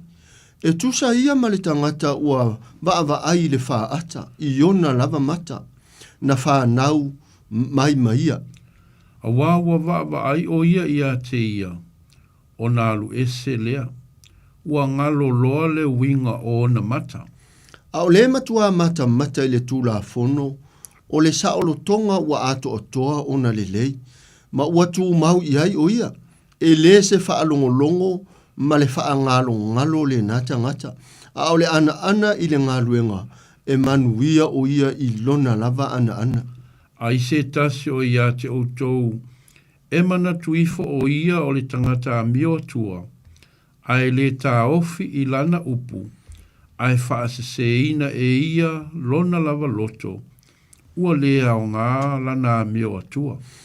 Vai upu muli o le nei lava, le amio atua e le lei ma le wha maoni luma o le atua o le tamā lea.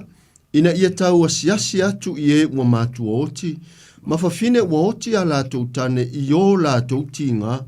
Ia leo foi o ia ia te o tau, ina ne i pisia mai o ia i le lalolangi. Whaamanuia te le mai le atua e ala ia nā fionga whaauina. E te tauna e silafia, po o ia kopo lea e ona lana mori mau le ua tā ua o le apostolo Iakopo. O Iakopo leo le uso moni lava o Yesu. Lea esa afi ma mori mau i lana tusi mana tua fo e iai usunga i Josefa. E ese mai i le vala au wina o le tama whaapitoa o Yesu e ala mai a Maria i le tō mai le anganga pa ia. O lea lai maa lie le whi au momori lei, wha mai le wha ato muanga le mata upu mua lea. O le tofo tofonga maona winga, o le ana i le upu. Wha ato muanga na le mata upu mua lea e, sa afi iai ma avatu le moli mau i le au wha alongo. Ia senturi wa mawai, e le apostolo Iakopo. O le tofo tofonga maona winga, ia tātou te iloa lava, saunoanga Yesu, o le atua lava ia au mai atofu tofonga le tangata wha atua. Peo na iai fo i apera amo le tofu tofonga na avatu e le atua ia isa ako. Lo na atari i unu matua. Le tofu tofonga fo ina au vatu ia noa e whau o le va. A le tofu tofonga fo ina avatu ia i opu tangata na matua ati o lava i ona iwi le mai papala na whea ngai mai ia. A le isi vaenga lona lua o le ana i le upu. O le tofotofonga la, e mawhai ona e manu maa loa i ona o lou ana i le upu. O le winga o lou ana o le upu wa ia te oe le atua. E ala i lou faa lango ma le tātou matua faa lango. I le ngaluenga mana, le ngaluenga lilo le ngang pa ia. E mawhai ai ona tātou manu maa lou i faa oso songa. Wa le au mai e le atua le tangata na ia whaieni faa oso songa. O vaenga nai au mai e satani e te tauna tātou no foilo ma malama i Samoa. Tofo tofonga au mai e le atua e tofo ilo soifua. pe te ana, pe te matau, pe o te alofa fo i ma o tu mau, ma wha tua i le tua, a o wha o songa. Ia, lena, o le urua i tangata i e tena.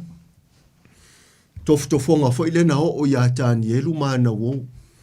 Ia aile i whaia ina o tangata, e uilama na wha tā whea, ai pipi i hao lato loto i le tua. O le mata upula le nei tu la fiafi o le tatai tātou i nai leina whaatau wa, ai whai asi lo loto ma le tā ua, o le vahenga o loo, au mai ai le parkalafalona lua le ai, e mo moli ma tātou whaalongo longo, ma pai e tuai le anganga, o le atua le nei tu la fiafi, e ala lea i le lei o lau whaafonga po o lau whaalongo. Whamarifa ipo sifuma le iwa o le nei, o uso pele, ia taitasi le tangata ma whaata alise o na whaalongolongo. Ia whaangese ngese o na tautala atu. Ia whaangese ngese o na ita. O nisi taimi, i lou lava si o manga ma loo fo i o langa fia tau mawhai. Ua whaisi masau o lo tātou wita. Ua matua pe o le puru afi le alu o le lau lau whaiva e tautala. A ua matua upuni ata ringa. Le fo ia e maua i nisi o sa whaitau a Paulo. Ua wheu o la tautalinga. O le mana ongala le mo mori me ia kopo mo o le kerisiano i le netu la fiafi. A o tātou manuia fo i mana vanga pa ia mai le au whainga aluenga to tofi e le atua i lunga o whatawhaitaulanga i tāpua inga i manu. I le maalama le ua mau atua le upong sama tau nei ni usila. E toi wha au popo fo i nei ma manu mata te tele ma le mana neia. Ia fionga wha wina le atua. Sa manu ia i o tau loto. A o se fe au e pa i atu nei o tātou ta mamati nā soifua mātutua. Le au whainga ruenga, to tofia le atua ua, le mawhai ona wha aua wina, le wala au wina, ona o mai o ngaonga. Ma nisi fwoi ua malo lori taia mai, i le wala au wina ua soifua matua. Ae le o mawhai ona toa e lava i malu. Ae o le hava noa le nei, e la ngona ina ai le tā ua, o le atua i o lātou fina ngalo, e o fwoi o mātou loto, e ala, i le manino ma le malama, ma le upo le ola e le aisona ngā taanga. Peia o le whaamitalanga le profeta o Isaia. I le Isaia e whase furu alo no whai upe varu. E mangu le mutia, to uru le funga. A o awhionga i ova e tū mau. Whaamitalanga fo ia le. Ma te i o lisu whawha i pretoru suma le lima. Ma vai atu le langi, ma le nei lalo langi. A le ma vai se iota po se fasi ma te itusi. O awhionga le atua. E umatu foi mamavai i ma ua sunga ia teito lo topa ia ma lo toma maru Samoa ma le au whainga aduenga o le foi susu mai e whaahilo le awhionga pa ia le atua ma fola le mamana o va venga le atua e ala ia Yesu ma le unga perfeta au apostolo ma tu stalo le whenga inga fou ai to e whaasolo ma ia le atua nisi foi e whaawau nei por kalame i le taimia le atua. Le ala wa au mai ale fe awole ne yo uso pe le ia ta itasi le tangata ma faata alise ona fa alongolongo. Ia fa angise ngese ona tautala atu, ia fa angise ngese ona ita. Fa alongo tautala maleita. La ita tasi le fe au momori le apostolo. E loa le lei ma matua mauti noa. E ia kopo tangata ia la te mafuta. Oni tangata e matua te i vale ngō fie ona o le mele o le ita. Oni tangata e tele vavavele lātou chau noa po le whetalai po le tautala. Ai au tia loa maungo tia i se mea la i titi ma le whatawa. Ona pupuni loa leo le mātango fie o le upu a ua tele vave ona tautala. Ma sawa i tua ma le ita. Ma ngalo ai le mapo ma le suiti o awhionga pa ia ma le susua o awhionga ma mana le atua. Wha mai lei, whai upo e lua se furu. A wā e le tupu le ami o tonu mai le atua i le ita o tangata. Le ala ua tātou wawa iai. I le mafua anga e vau ia mai e le apostolo. Le tāua o le whaatele tele ngese o le ita ma le tautala. Ai whaanati nati le whaalongo. Fatele vave le whaalongo. Ai sea, te ilongo fia le tau le lea, e le tusia ni ana api fo ia. Ai alu e whaalongo longo le whalomatai. te whaalongo a ho fo ina to pule le tō wha, ma le whautanga a inga, ua wala au sauroa oe, le ala a whai oe ma. E fo i e sao i matau, vea oe matu la whale o le a inga, e po se ali i tā ua, tō te iloa a o ina, tau ta tala pe sau, noa pe whetalai. Le anga na utu whangu i o la tō la ngona, ia le tau muli tū la whale ata mamai, ia mali i tapa au ma a inga, iai fo le tō whātatala. Ia po susunga fo i whaafenga inga ia fionga pa ia le atua. E tele le taimi sa whaalongo ai titi le taimi e sau noa ma whetalai ma tau talai. Si o manga ai o tātou. Whato ato e te i alfa mai wa ai whaifa le lau kala e le mali. Mole meo le tele vavi. Ke ia waadua wale e vanga mai vai. Manga ia whaar kako e vanga ala le manga ia fo i au kala. Ua wheso poa i le ngangana. Ole mana i ole whaatere tele ngese le tau tala. Nanga a ho loina tupu le ita. Ia. Matua le ngata o upua ngata ai upua o masenga. Ele se toi fa ato ina le na fa le tonu na o le nganga pa ia o le tu. Le la fa mai fa upu lu se fulu. E se le tawa a wai le tupu le mi o tonu mai le tu i le ita o tangata. Ai sea a le fo ia sa no iai ia tu si tala o le fenga inga fo. O le ita i lo uso a tangata. O le fasi o ti tangata le na. Ma fa ile mata utia. O le ita i le tua, ia, o te lei lopo le halisi. To ai ngā halu e te halu i le tua ma o whaatonga i le tua. Pe a whai o haua ia na le whaatupo le toa saa o le tua. I lo uolanga ia upu. A o le ufa mai e le tupu le ami o tonu mai le tua. I lo tātou wita i tangata. Ai sea, le tua le mawa ia na fio mai ke riso Yesu. E la vea i tātou. Langa waha. Tātou le iloa le vāta puia mō tātou uso a tangata. Le whamai le mātai o le ai. E lua se furu ma le lua whai upetori su ma le fitu. Ia e alofa atu i le li i le atua, ma lo loto atoa, ma losi atoa, a nganga atoa. O le whamai le whai upetori su ma le iwa. O le mātai o lava na e lusu ma le lua. Ia e alofa atu i le lua te tua oi. Ia pei o oe lava i ate oe maa ufo i ate. Whawhela o na tātou whapei fu tātou te alo lofa i le atua. E le mawhaiona wa aia e tātou matanga sana. Ia mō tātou whanau. O tātou wō. Tātou tua oi. Au ona to tofia le atua lo ta se. Ai tātou te le alo lofa. Ma tausi ma whawhanga i ate i lātou. Whamailo le whai upu le lusu ma le tasi. O lea fo i ala fo ha i ai mea ele lea uma ma le leanga e siri siri. Ia talia ma le wha maulalo le upu ua toto ina. O lea e mawhai ai o na whaola ina o taua nganga. Ma nei e i o le fō inai le apostolo o Iakopo. Lea lava e to e maile vai fufo.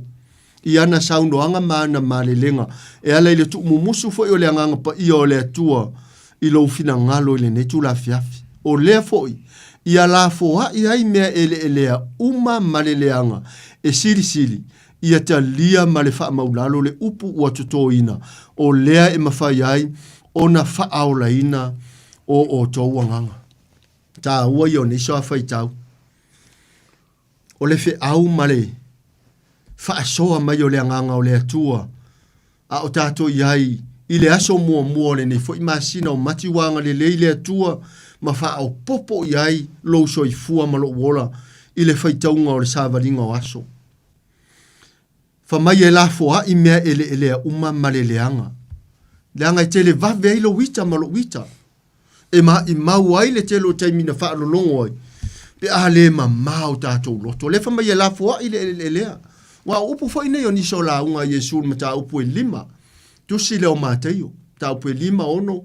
Ai umal mata o pe fitur tu so matai e ola ia na fa amu ia e loto mama wala to te lo atu le tua mai le taua e le taula ona maua se loto ele le tangata e mama lona fina ngalo e fio ai mano fotupu o Yesu lona loto ia talia ma le fa mawalalo le upu o toto ina o lea e mafai ai ona fa ola ina o to nganga mai talia ma le fa mawalalo le afionga pa ia le atua ua toto ina e le anganga pa ia i lou soifua ma lo wola. Ata lia lama le anganga wha maulalo e te soifua ma lo ina.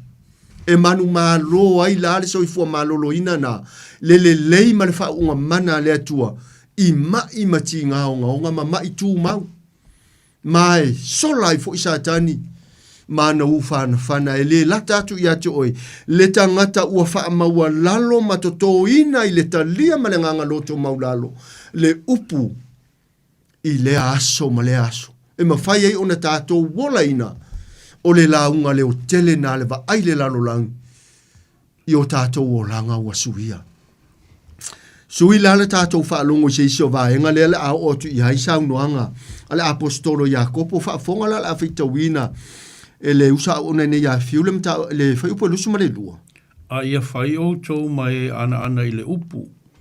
Ai awole na o na whaalongo longo i ai. O whaasase i nai o tau e o tau.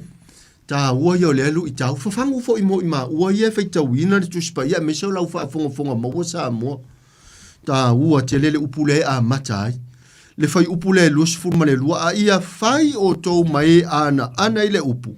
Ai awale na o na whaalongo longo i ai. O whaasese nai o tau e o tau. Te le an tātou whaalongo ina i to tono maru. A umani tāpua inga, meso ni mafutanga fo i ai. Whaamatia e kālesia, ia pio tau vanga pese le matango fiovi inga. Ma neia la unga, susunga pa iai whaafenga inga. Whaalongo ai u leo ma neia le autu o le neia, so ma neia le upu fola. Ma neia vi inga. Ai ala lau na le ma neia. O le taimi tupu ai le ita i ate oi. Ona ngalo lo leo le mele na toto ina ua le aise ana. O le upu leo le ana tu sa lo upu fa peritani, ia tu sa lo respect. Tu sa leo lo good behavior. O le lua vata puia ma le atua e fa pena fo i lo uso atangata. Te le manatu fa apito ai po le tamai titi. Mna le a fio mai o le atua la Yesu e sa i liu tangata. Vai tangata na wha awo ia Yesu. Tamaiti, tangata mamai, tangata uru fia te moni, tangata le pela o le wha mai pis. E sau Yesu aru iai, la salo. Vai tangata na wha awo iai. E me le whalo Simona le pela le ai, a sau e aru Jerusalem, ai afe iai petania. Ma mafuta ilana wolea, o Simona le pela. Tu hamata utia. O le wa au mai mo tātou le tā ua o le soifua ana. E le ngatai e ana i le upu. Ai a whaalongo fo i le upu. E le mawhaiona whaasese ina i tātou. I taimi e tupu e le toata ma i maleita. Ma le loto ti ngā ma le fia tau i masui. Ai sea, le hanga i le ana. E ai le matau. E te mawhau ai. E le so ona mamulu se la fonga i lo fonga malo ngutu se i tulo.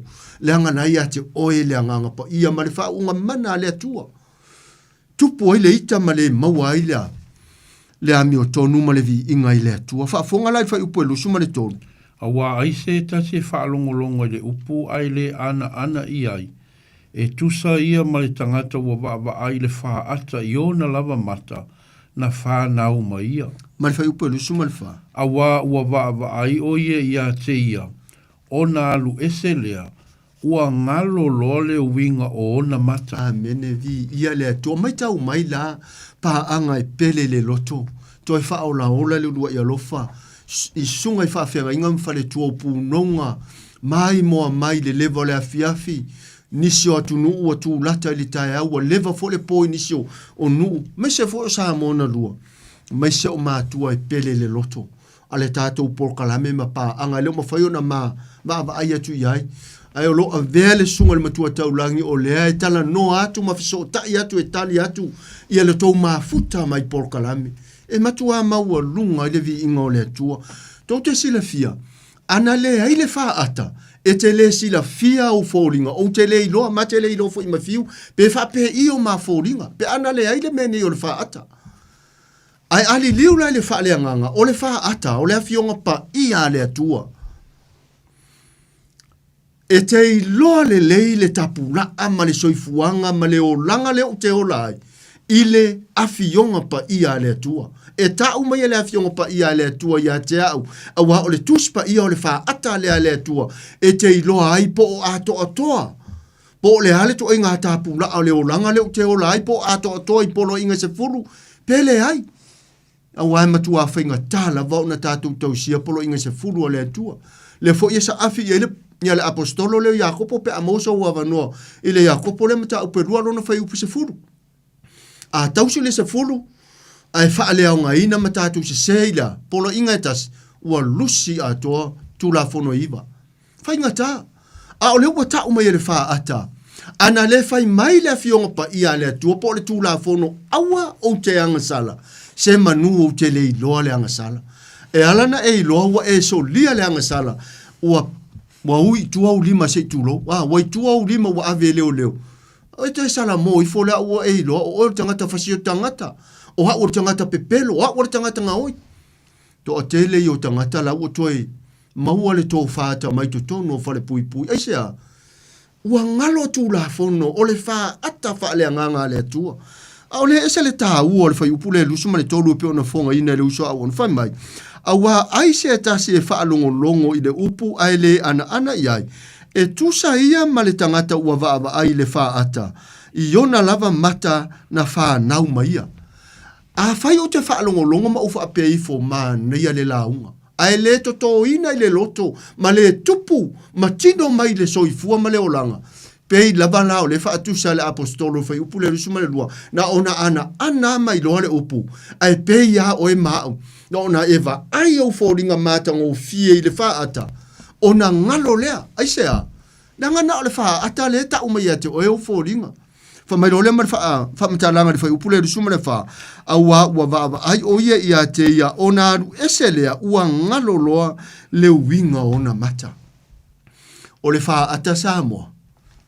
Po le mira e ta umai ate oi e le mawhaiona halu atu lo wa fine polo wa tali la e whaila unga se senga le a ta umana pulo le swa vai tu lo se fa mtalanga ia po lo matua fo le ana pisi wa tina la vai pisi vele atu le ota saluane le ala tu lo ta mai titi fo le ata tu sa mo mam le fa aula sa unga se singa e le kamo e mua mai le lo makua e fa filo ai de malo e kamo e mua e le fa aka ale ai de fa aka e ka mo ai de ko inga fa ai mai pole le yo fo ngol fa au lai sa ke le wa ko mo fo wa de manga yo le me ka mi fa ya ale me le lo ka de lo ko aka la fa mai ai fa le lo fusi wa ngi sap o me lo ko lo nga fa ai de sap lo fusi ya langa fa ai de fa aka misi fo de hale fa de fa finge pole le wa ngi si fa finge fa ko inga le le lo se ya fa la me ka se ye fa la fa ko le lo mo ko pole le nga se ma nga fa pa ala fo ele manga o fa pa ko lo mo kwa ka u o nga du fa ata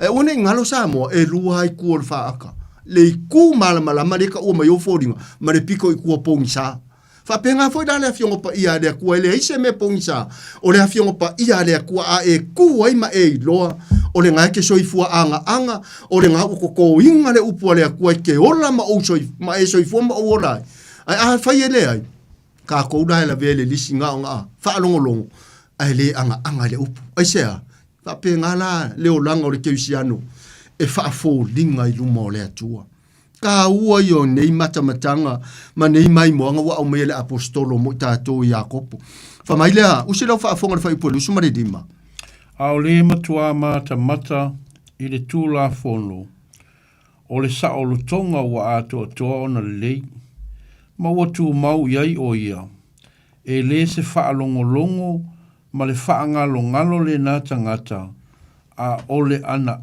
i le ngā luenga e manuia ai o ia i luma lava i lona lava ana ta ua iole vai ngale wa au mai pia no fa yat vai la o mono tala no mo atu le wingo le fa atale po le mira se tulo ale wa ri felo e paulo po le mo moli le apostolo Iakopo i le loto le va inga fa le ngang ale wa matua ta mai la va fa upule lu suma lima a o le matua mata i le tula fono o le sa o lo tonga wa ato o to ona le lei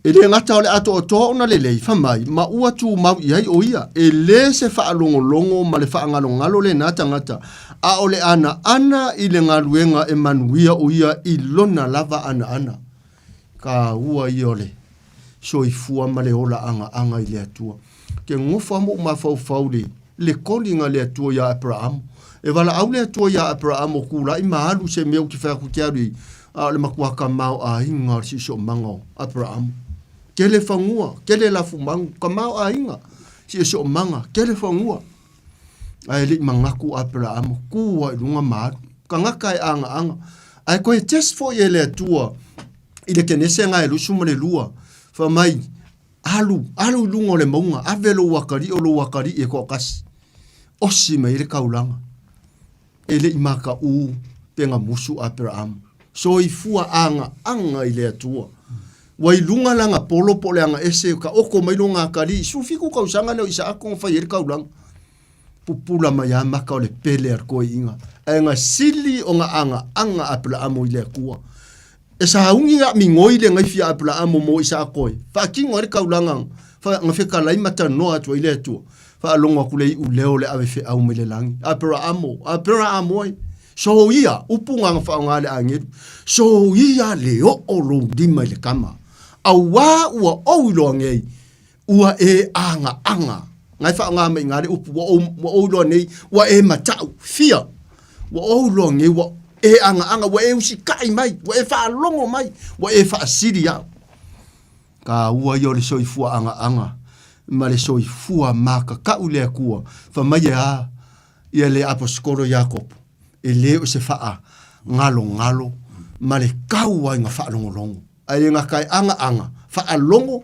ma koko inga ai soifua ma kupu ka lau ma lau siusi fōringa va ai le olanga fa mai leo le fa mkalanga le fa upo lusu pale ono ai se tasi o ia te o tou e manatu ifo o ia o le tangata ami o tua ai le ta ofi ilana upu ai fa se ina e ia lo na lava loto wale au nga lana ami o tua Samoa o le asau fa fonga le ne tula fiafi ta woyo le lu itau toi fangu mo o mo wa o mo le mana vaola ai se tasi o ia te o tou e manatu ifo o ia o le tangata mi o tua ai le ta ofi lana upu ai fa se ina o ia i lona lava loto ua le au nga lana mi o tua na sina tama se kone ai e wita to wisatan le au nga ato le upu na to ina e se sunga i fai fe au po fa fe ngai puno nga mai kalesia ta umama ina e kalesia ta umama ina yo tato fai ave vale ina yo tato nu ono lele ayo sia ana male upu ya te oi na sina tama i lulu nga fa tau wa satan mai mau ato le upu na to ina yo to fina ngalo mo loto fa wina tato fa so ile vaenga ese fo le vaenga le mo mori me le fa tininga o le fa upu muri o le mata upu le mo mori tu sala apostolo Jakob usi fa fonga fa upu su magnifique o lene i lava le ami o tua i le lei ma le wha maoni luma o le atua o le tamā lea.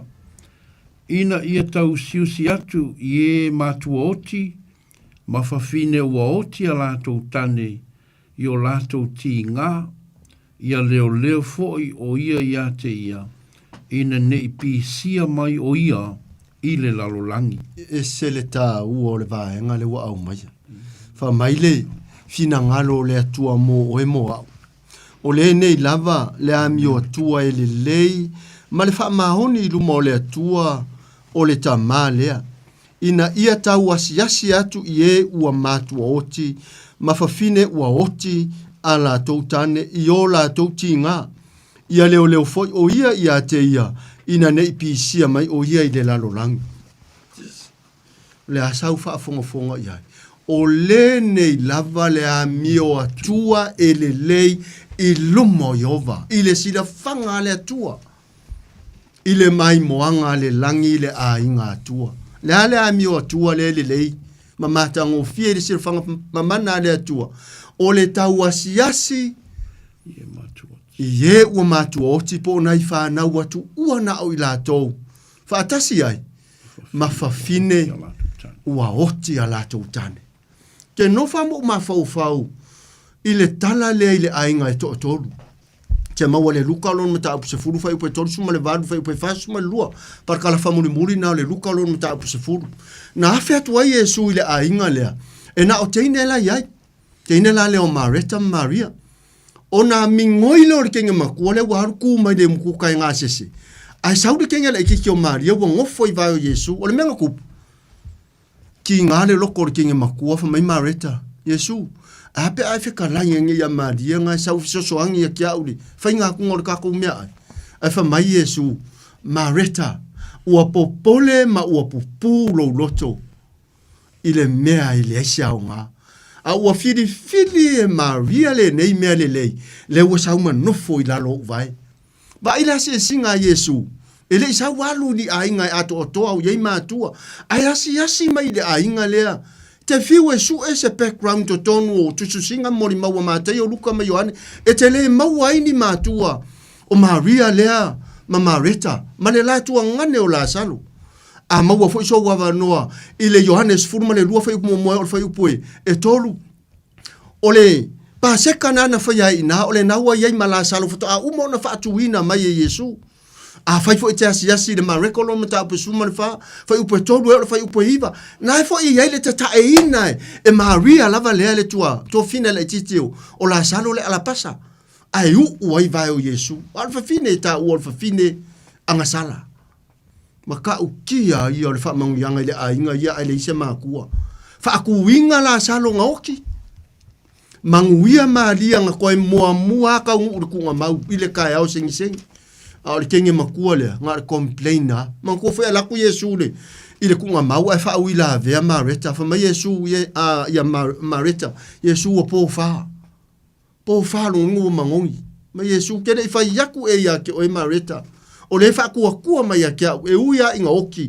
ai ola I am the resurrection and the life wa unge o le koe ku mare ona furi ese ma wa maka ukia le atua ile ainga ile aini ni aini matua la salo Mareta ma Maria mo mortu pe sumar fitu pe amauso wa manori fa upuna e valor pa kala falo na lua mo mortu puna lumta pe sumar fitu fa upu mo mola fa upu fitu o le tala ile fafanga ina ile o leva le manu le o reva o le profeta po le ona le atua o Elia i ano manu ma fa lawa ile tai au mele fiafi sila mai le atua le taimi le fata atolu male afata usanga le onge fitu ta usanga fa mai le atua ya Elia tu ilunga alu isa le fatale ayo saitonu ole na yele fa fine wa oti lana tane na fa fa fie masia na tama alu yai wa o ta pena le fa fine na tausim fa wa le ngalu nga le na save oyele le oleva ya te oi sila atu le atua ole amatele alia le okirita le na pe o se fanguinu e inu ai a fanga ele oleva ile tai au mele fiafi fa fine wa oti ala to tani e onga tala ile fianga inga fou ile fio mai o le atua yasi i fa fine ma fa nga ina u fa fine woti ala tutani manai fa na wa matu oti e se ale mafu anga le uto e la nga mai ai to e momori mai le apostolo Jacopo mo e moa fina ngalo le atua tato tele uti nga o lai hamo matau ave nai fa na wa le ni matua lai fa amu ia ni si fa na o yai se tamapo si tina o tutoi a o se tina fo i woti sana tane e le fatau va ai le atua le ala famele taunu ungo le tatou fa soa o le nei lava le ami o tua e le lei i luma o Yehova po le atua tolu taspaia o le tatou tau asiasi i e ua matua oti a toa ai mai ua le aini ala tau tane po le itupa vai o ana nafi sa o teksia i se tasi ta mama tina matua e masani foi ona asia e nisi foi o uso atu ina lo matua inga e kalesia le au soi fua matutua teksia tu lai umana avele to ina miro moa avele lo matua umana ave miro moa avele fal mai tere o kilani manu alu loto ule malama i fole tai au na lila tango atu laule to atali misilo matua no tu langa foi ile soi fua fa dia o he fa mai ia fa fetai le asia si mai o le fo o toi tiri atu le toi ina i le fale mai miro mo o le fo fata o te ama ia o le maainga ia o le anga lava o le taimi a le fale mai te ama o le fale mai ia wa mama tu tu ta vari sfulu la wala ta iva sfulu no fo mai ma fo fa i le ta o lo ta ta wasias upu le o le ta wasias fa mai o le ami o tua i le leile na ma o le launga le o tele fo le na o le tā ua o le upu ua totoina. E le ngata ua totoina ina ua whaalongolongo ma utu i o tātou loto. Ai soi fua maana ana ai i a fionga whaawina le atua. Toe whaolaola le urua i alofa. Whaalau tele ia ma ia. Se soa ni atu le anganga fita lai o le atua Samoa na i o tātou mātua pele, matua tausi. Mai se foi o nisi o lo iai ia i no foango tangata mātutua e mana tua i foi longo i pulotu i sala fai. Ia ma mapu i whangalele i tūmua. Ia ma nisi o atunu o le laro langi o lo iai la au soifua mātutua mana tua pe o tau ia mātu talu. Mai se foi la au soifua mātutua ma la au whaingaruenga tutofia le atua ua malo lori i taia mai de ngaruenga. A lo le mawhaiona toe urufia maru tāpuai. A o le mafuta matatu lo lotu whaatasi i nei avanoa au le maua. O le te talo, whaamanuia le atua a o iai i le tau a whiawhiri soifua matua. Ia, se upu foi, wa le ato toa le tau whaafonga Samoa, ia e matua atu i nā le tau wha, wa tele atu foi nā le tau whautanga ata mai, whautanga poto, ia e mangalo iso ma ua o nanga whaatau wa, ia e mese foi sunga i le matua tau langi po i sunga lea o au. O lo tu le foi le ne fiafi. Manu tele ina faiva Samoa, ia o le neiva ia so fo le atatou lasia na ia tatou fa nau ia o onga. Tapo inga le leo tatou matua i malu mamaota mai se foi o le faiva fita i tunga le sunga po ula au fainga ruenga o lo tatalo mo le manuia o a inga nuu mai ka le sia ma Samoa iso stafao le laulang. A lofa tele atu fa manuia le atua. La usau ni le tatu talo fa taita ma mo le avanoa fa tai la upu le ngata u fa manatu mai la apostolo ya ona ona fa longolongo ia fa longolongo matotoina ma ia mato wola. Ve fo inisi o i mato oni se faia le faiva e pe ona lapata ina o lo mato tau siasi ele ngata ele na o e na mato te loma masani ma so tanga ia ai ho o lava fo ina i fa na o mato oti ia manaiti na ua oti a lātou tane. Ia whamanuia mai le nei pō, whamangalo matalia i mātou, tele peso uvi inga, whamanuia foi, i le au ona ia teito matiu te whaatini o ne nei fiafi pō kalame o lo muli mai, ia i le anga le leo lau fiu. Ma, sa uni foi folau atu o ma ainga, leo, ma tai lau fiu le pō ngisao le pō liu le pō. O lo mātou talo le ata ma, tu mau mai ai o mātou lungo malava, le alofa tu no lau fio file mua Yesu Keriso, a toa ita ma male mastanga ma whana malua nganga sa, nei eo o ile whaavavau e whaavavau lava. Amen. Amen.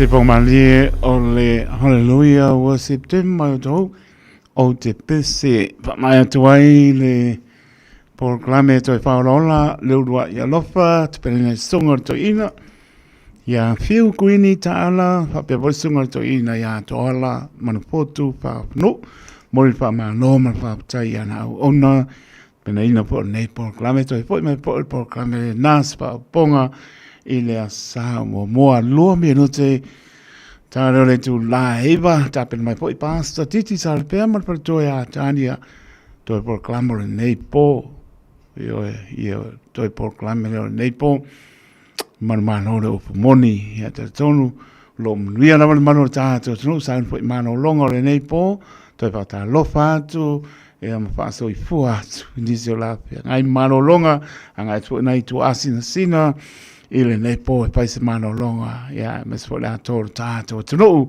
au pingar na tofio la mana fana witi a lof hatene atu la to lungo le ala pe na na tu pe ya tau longo ale radio Samoa ya ta ti ya telefoni awar fa ngaina te le fa la mani ma tianga o ya inisi o ma mo so fu ona wo fa ta waina e to e mo te metani ai pa fa ruti ai mo to malawa ia a te ua whaina I lungo le ala pe o ina le li lifa iai lou wha ponga le mano tātu tanu stau whai atu le radio Samoa tā ora le mo le pasia mo ni te le whala lawe tupu mai ai la tau tāng fia lawa ona tu lou pe portfo la au whasaina e le idola ko ngā pāngi kalai o mai tangata na ia turi atu maro sao nai te sao ia ole na ia mnia le o ilungo ala mnia fo atu mauta malawa nisi e kane sia ua pa mai ina fo ita po inga ma lo pa ma losi ta ua fo tanga ma lama I fa ilo lungo la wala la ia se si lungo tu la fono e mnia fa so ma lo ta tu tu mnia fo I la nga e fo ma no longo le nei po e la ua po la Samoa mo o le masina lona tolu o le tausanga fo lua o luono o se mai taimi mai tau o tausanga ta ua ya male matango fia foi na ke siano le la tato wanga ia tu yai ele wanga ia tu ni masino tolu masino fa ya wa le opor si fia la ke siano ya misol penaina la opengan ben stofi ya patarba tu ya la to lungo le penga tu langi fa tai fa no ma ainga lo ma puta mai Stokes Belly, low heart, Wellington, Manola, Maleva, Mai, Mano Longa, Partoya, Elina, Siosi, Halo, Manova, Tai, Sunga Michael Futi, ya, Malainga, Manola, Tai, ya, the map to Maya Ilato, Umalama, up your Paulinga Malunga, YouTube channel, Lova Teleatu, ya, to know Emma Maholo, Maputa Mai, ya, Lova Teleatu, to Radio Samoa, Lima. E ba tolu a mo ya me so ya te ro nei au ki lani manu tu tua oi ta ton lamle tu la iba se mai ala pa ponga ta to proclame manu ma lo le mo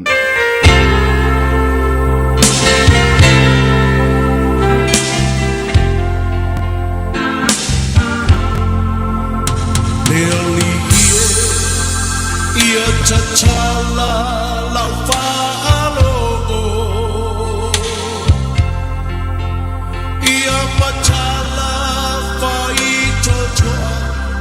Olo uloto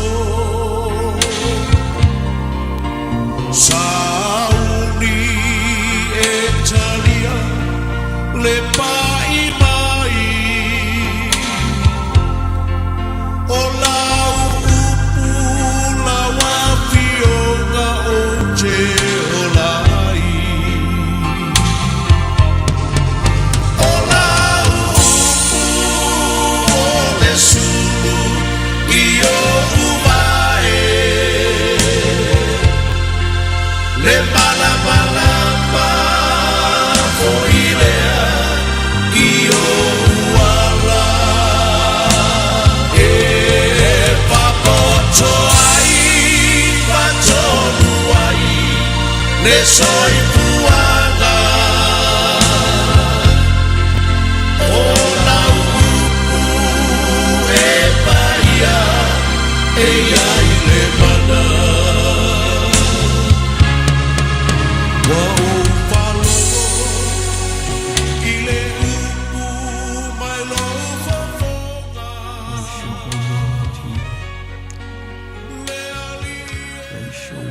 Jesus. Hallelujah. Hallelujah. Praise you, Father. Hallelujah. Tama. Bealule ne fo ya fia mato. Fa fitaya mabibi ya tu la wo fio. Praise God. O mato mauchino ele mafai. Hallelujah. Ele lanu. Ele fatu sei nailo holofa tu noa. O siri esele tama. Praise God. Talia mal fa fitai mal fa maulalo tama. Hallelujah. Moria tu mayo manjo loto. Si tia ya te oe me uma mal fa maulalo le ne fu yafi. O lava non te tala mai ta pena mo si o manjo watunu pele o Samoa. Praise God. Fa ngaina o manjo wola fatawa. Amen. Fo ile vi inga ya te oe fa fitai ya tu male mautinoa. Ele foi fua la upu moni so se taimi. I so se me te walanga inai. Praise God. Si tira mataina so lava ina whaiwina. Angale rei loto si o mātou atunu pele o Samoa. Hallelujah. O mātou atua mātou te whaftai atu male mautinoa. E lei maliu fua lo walo pele. Amen. O lo ola, o lo ngaloe lau upu moni. Hallelujah. I le whengao yo ia i o lo nganga pa ia. Whaitonu ulo fina ngano lo whaile o le loto o le tangata. Praise God. Malu pui o tangata leo no yo aolo file mana o lo toto Yesu.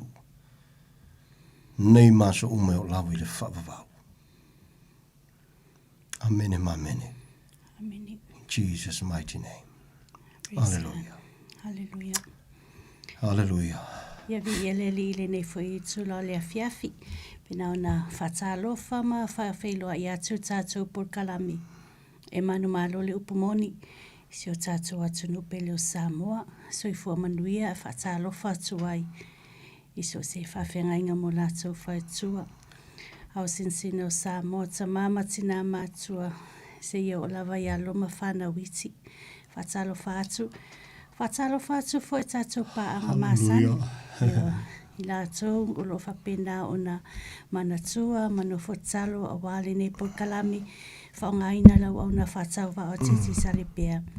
Whatalo whatu, so i fua manuia. Whatalo whatu fo i tātou viewers i lunga Facebook, o le YouTube. I o whia lavo lo wau tu waile au nanga le nea la leo. Whatalo whatu.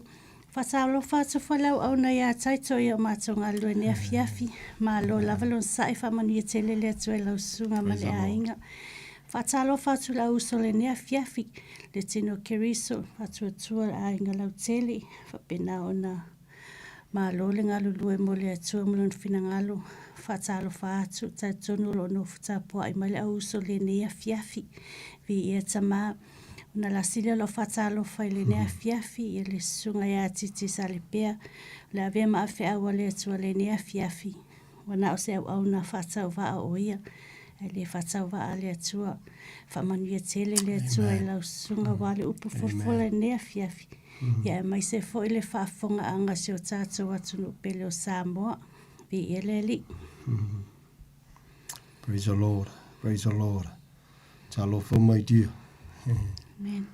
Ja, bieleli. Ja, talofa Samoa le tunu bele. Ja, ona wa fa le ma fa talofa. Ja, ele tina le ainga. Fo ia le vinga le tu le no me uma a o taimi uma. Amen. Praise the Lord. Bieleli. Te ia tamai lo na lofa fa so mai le ni fo yaso, ni fo ia fiafi. Tolu fitu te silima i vatolu. Le numera mwhaine e so tai mai ai. Pe a e mana o mia se fiso soani. Amen. Hallelujah. Hallelujah. Praise God. E leo se e le whaamalosia, ai o te langona. O le matuan tōn tele o tātou Samoa ngai mga mia le fisoswani. Tō tele fui tātou o lo iei le langona fui le be confused le mea. Ia po fea e le tonu o le sao. Ia le ri, ia. Antonu e leise me o iei wai au ngale, nei tūlanga whapena e. Ma whai ei o na fisoswani ma tala nisi o vaenga. Praise the Lord. E ua mea uma, ia. Taua na i o tātou mauti noa.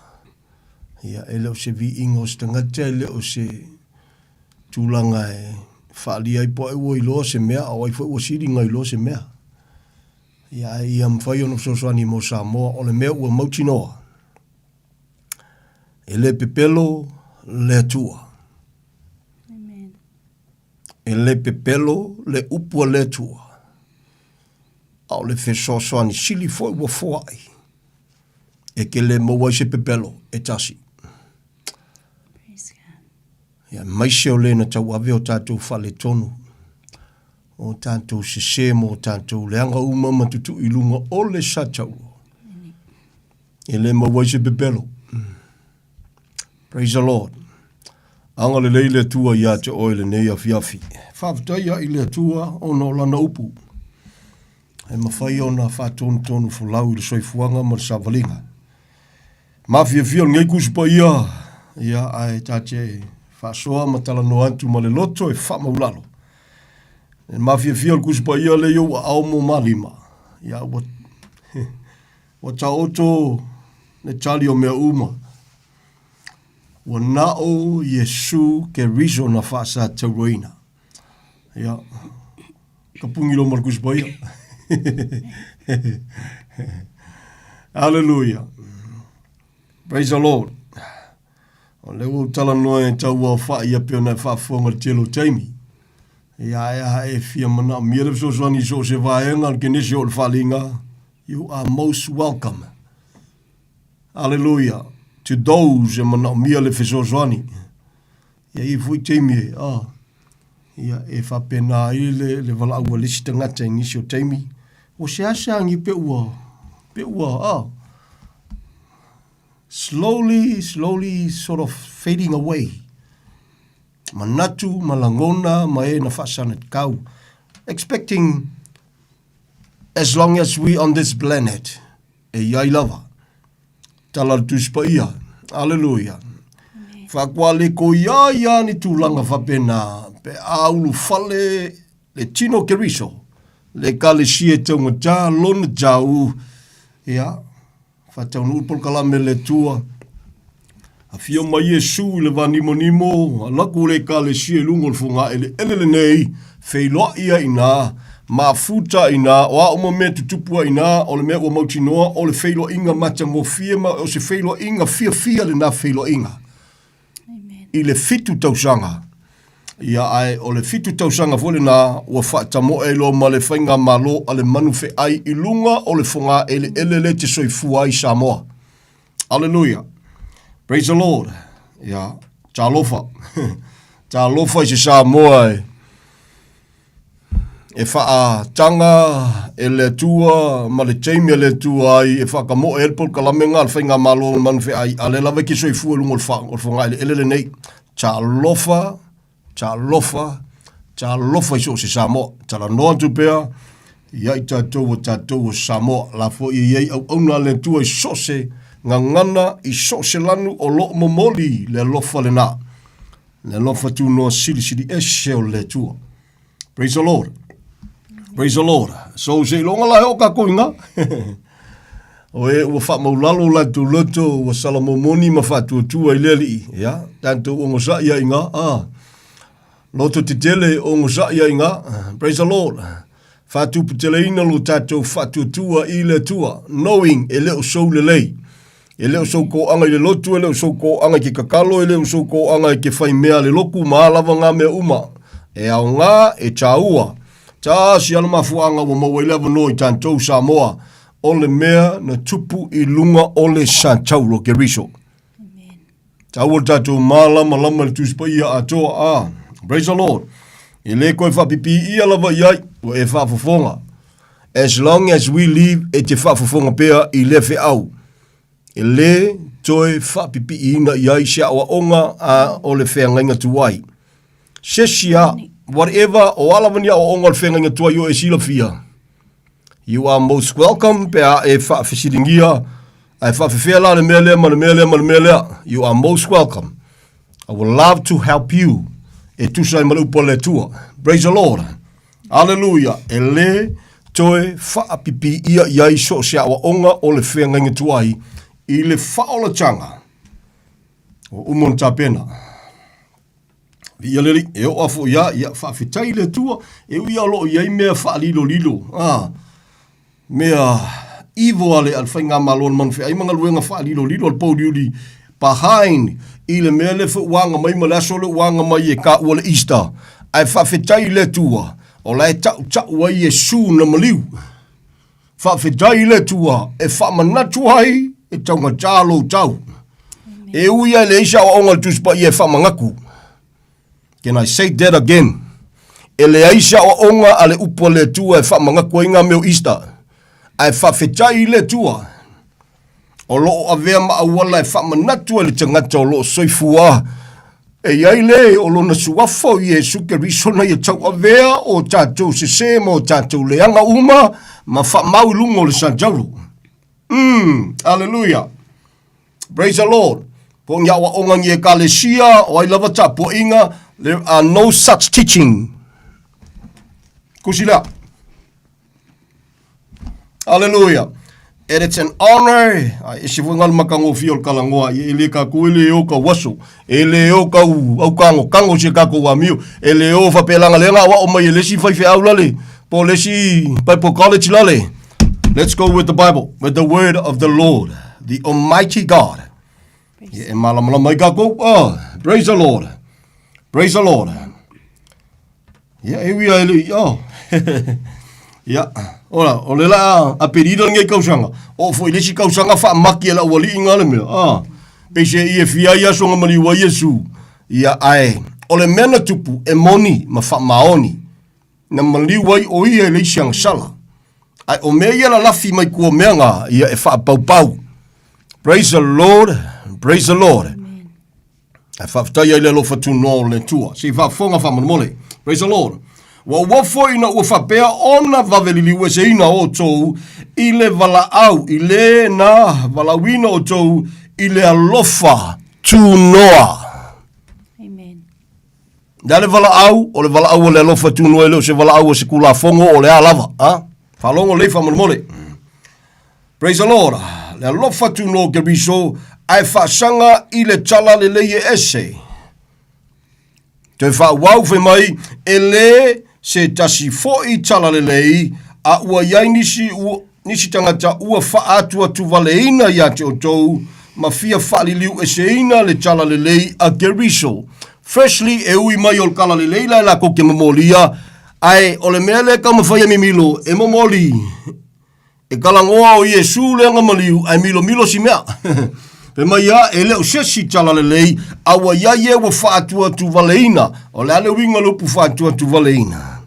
Te tropol you.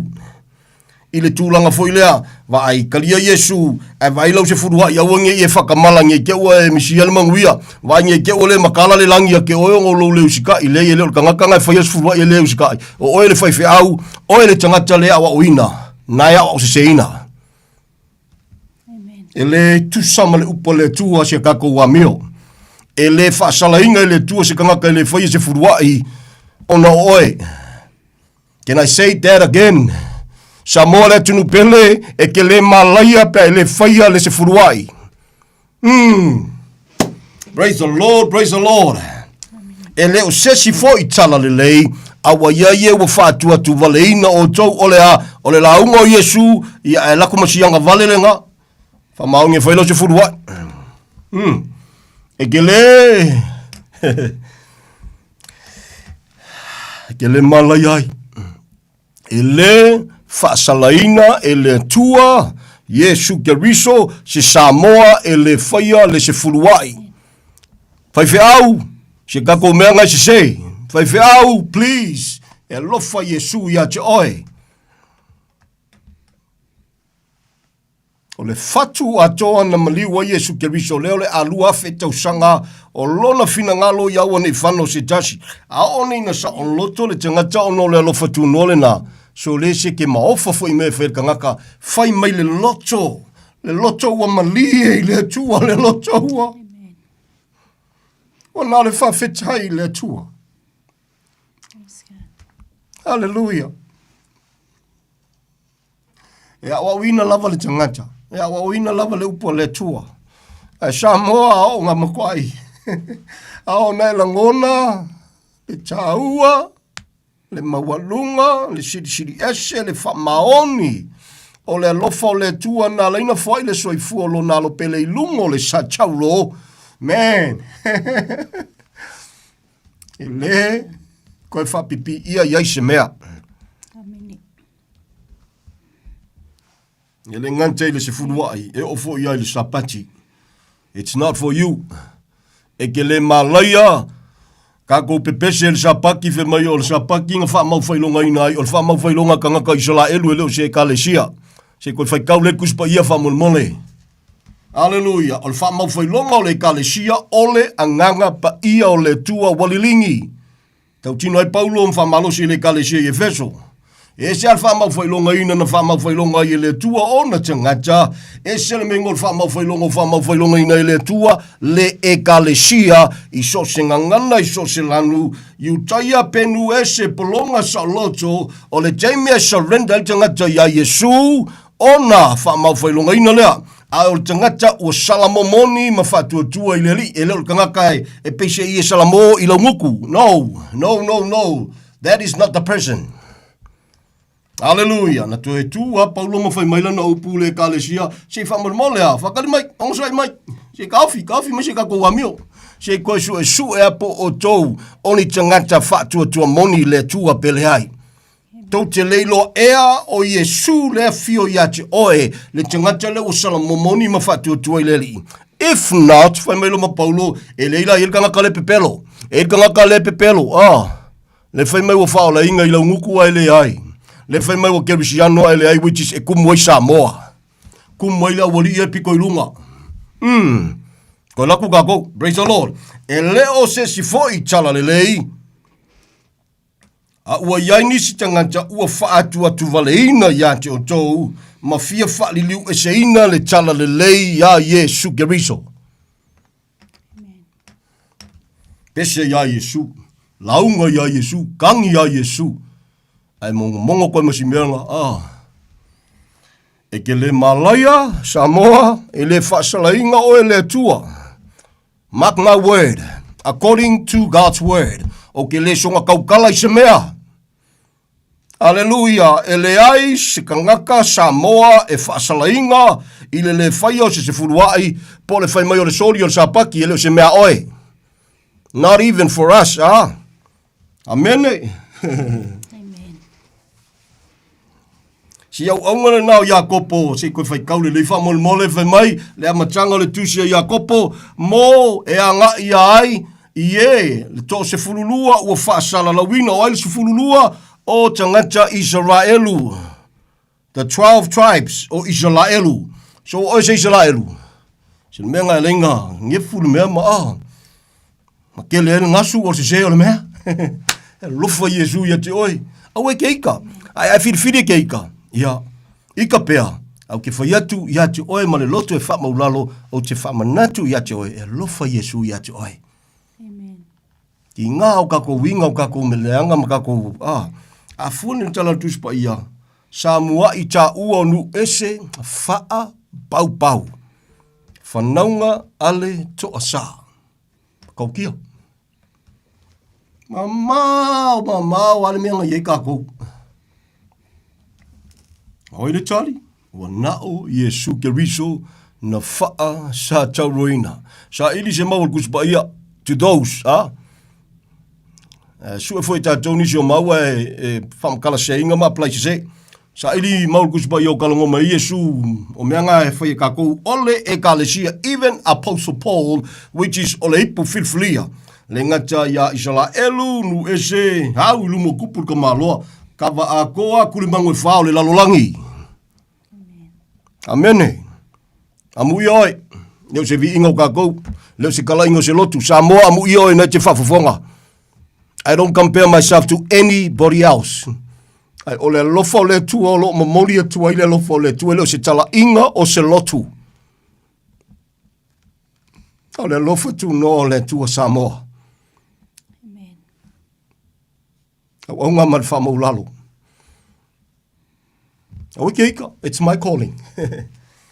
If you choose to, ele mangui e lo loto. Yeah. E lofa Yesu ia joy. I can't help it.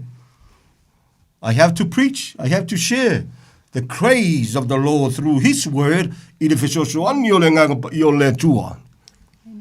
I can't help it. I have to honor who o lena mo ia lofa mai o ai o le tua e o mea uma. O le tua mai le vavau e o le whavavau. E pa ia e mamalu e siri ese a mi o tonu whamasino sili o le tua moni e to tasi lava ia. O lena mo ia lofa mai.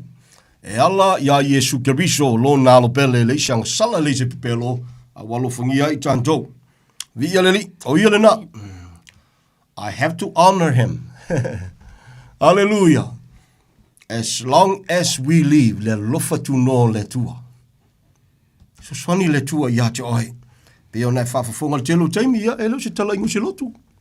Al tala ingo le mentupu i lunga o le santauru. O le whakunga mai o le whiau kongonga kaukau alanga o meso se whaiwhi au e alofa ia Yesu. Tau alanga Yesu na maliu o no lona alofa. Ngai lo le alu le keme kau whamakala ia, kangielu mai. Ngoa mai, e au nga, o kele o whaia kua weke kalangoa i ngā mesori. Li ai se whamulmule au ki, Na o ia mea ia i la tau whema ia, whai longa ua tusi e whai popo inga mo i tātou ia ua uria mai asu ngā jai. So i leo ngā, lu ia i oi, ai le whapela e alu e ke ola i whawhianga inga tuai. No, e ola e ke fia ola whawhianga inga tuai loa. You know what's going to happen? Ngai ku mau leo fiu kako, ngai ku mau ngai kau waso kako. And here you are claiming o el te ngata o whaoleinga. Ia, angalele ia tu le tua ia te oile ni ia fiafi. Praise the Lord. Siki ala ngā. O le avano lo te tala i so se taimi, ia e maanga ia fwele ngā makua i aua makua i ngofo le lei. Sit back and relax. Longo whawhetai lo loto i le tua. Ia, whaleo so i sau tatalo e sapsapai ai. Lewa unanga whatau wao. Mori atu le lofo le tua pele kalia le si Samoa. O le mema kaukia. E le vi foala le usika i o le si Samoa. Ea e poloka i le kaa. Le kōkuri o le si Samoa ma whawhikai aku i le tua o le upolo o whawhafonga ai. E le mawhaiala e le usika i o le si Samoa. O ngā sui ai le loto ua. Wa nuti mo moia o le si Samoa. Wa whapeatu tamaha whawhetai. Ia ai uia i lea. E le o mea nai. E ka ke loko kele ai. O te loto telepe aisha tau ngata, le tau o le tangata soifua. Those are part o le soifua ngau au nei le tua mo e foi le oli ma fa loto tele ina i pea foi ni jo taimi. A le meu mochi noa o le mena tupu i lungo le santaulu lea o le alu afe tau sanga talu na tupu. That is the core. That is my strength. Molona malo, molona viinga. I need your prayers. Le te talo a le tangata fo i wasala momoni ma fatua tua ya Yesu Keriso. But at the end of the day, manelo po Yesu ngakalia wa lava matojoe lo walofa tu noa efeso swani. Ya lofa tu nona le pesel kama lofa mai sole se wa wofo. Wa wofo ale vave nga liliwese liliwese malia lofa tu no le tua ai fa sanga ile sika le mai ele o sesi fo itala le lei ai ua yai kanga ka ua milo ale mea milo fa pe Yesu mali kalia Yesu ai vai se fa mole fa maongi fo los fuai ai ele fes fuai ngi te ele sa le langi and all that wa le ma fa ya una fa tautanga te fesiringia tu langa ia. Ni se whafsanga, ni se wheloa ia, ni se o polkalame, ni se o e walau mai. Ua, le mawhaionga o whai kauria ko kelo ka ngaka whawhikai le tua, le lofo le tua, whamanu ei nei le toa tele o Tangancha. Fo le vi inga ia tamai leo noa. Leo se vi inga o Tangancha, o whianga ke loku ai. Whaasanga au nei le tua mai le loto, whamaulalo amana ia le maliwa Yesu. O ame te whaia, vemea tala tuspa ia whaia, ma le loto, peise i o lo whaia i le tua, ai leo le Tangancha. Na le o se wanga nga ke sila fia mai whafunga kule e se le o ongal whaifi au ngai ke iai. Ngal tala tuspaia, mulmaua tuspaia mai a. Ai a ko saulo se si masesi kala le e ese, po se mea wha mai po se angelu, wa ile mea au i elma kau kia lupu. E ile kei me whairi kala al Samoa wha mai e whapea o se angelu ke, ele o ilo al Samoa, e siri aku o ilo le angelu. Can I say this? I say whamangingo aku si mele, ele o whapea tula le pol kalame siri o le angeru. So se kangaka, no. O le tangata o salamo moni ma whaatua tua ia Yesu Keriso. O le tangata na lau te tau talai e tusa ma le upa le tua. You are above angels. Did you know that? E le whapela la kako whewheke whavalvaleve o siri la o le angeru le. O le pol kalame le tua le ora le tua. Tala tuspa ia. O ana whea na whai atu ai le tua i angelu o oiolo uatari. When? Even though na ia o ongal tuspa ia mai le amatanga whai mai ngoi whai leo angelu whai mai wakali o le tua. Pulea le tua i lana polkalame le taimi. Lalo le lofa tu noa whai mai o au auna i la tau e au auna i tangata o le tua. O e ola i le lofa o le tua. Pamalo se la apostolo tustusinga ia e peru Kaual ka go malama. Bia leli. Te tusi le tangata ne o Paulo le sike mai. Tu te leilo eri ka ko ke fa masingola wali inga. Kau kia nga me sori. Ale kala ngole sika mai se o sang pise i ma fa le sidi aku. Le ai o le alofa le na o le tu. O le makau kia nga me sori. O lona le lei. Tau a Milton wina foina lakua o e peia o Yesu. E le peila o Yesu so me i se le leina e faia ai o le alofa o le tua lewa e olai. Ia laina whai mai a sila mai le tua ia te oi le olanga leanga ma o le olanga leanga whainga o olai ma tatou. Au tangata la o salamo moni ma whatua tua i leri. O le sila tamas o le makwa i ila o lo olanga. I le vaai ale al kangaka e malam lama ia ke oe mal soi fuanga ngai olai i whaai le a inga le nguu a onga and all that. Ai so le leanga le ai sila whanga le tua. O le teimia na matoa i e salamo moni e mai whaatua tua i lo nalo pele na maliu men. Le sila le tua, kwa i ila o lo wolanga. Me nana whai mai le tusi pa ia. O aia ma whaina whaasala ina li le au filfilia. O aia ma whaina molia. O aia ma whaina whaate e se ina le tangata o salamo moni ma whaatua tua ia Yesu Keriso. No one. Por kalame le tua. Nana whai mai le tusi pa ia. E le ilo kako. Langa le ilo fo Yesu. Ai ao o le teimi e whaali ai lona mamalu. O na whakua reveal la koe le makanga kau le tua. So le seki ale mea sori. Beautiful. Beautiful. E kako o sai langa le kako kia le kingo. Ia leli. E le keimi kalango e kako le upo le tua. Whafonga Samoa. Amene. E teimi tala no le tusi pa ia. Ia. O ele tangata ua salamo moni ma whatua tua i leli. In all of our kawa fa yer kilometer, just keep shining for the Lord. Amen. That is what you do and that is who you are. Just keep shining for the Lord. O me lu ka wel sa valinga ile aso mole kemi la kemi ngalu le nganga le tu la me ka ngai foi ile aso mole kemi ese le ngalu o le tu wala nga ese kanga ka ko ke fa sanga e wina le chino o penga ele fa le chino e fa le nganga o le taua ele fa le chino e fa le nganga.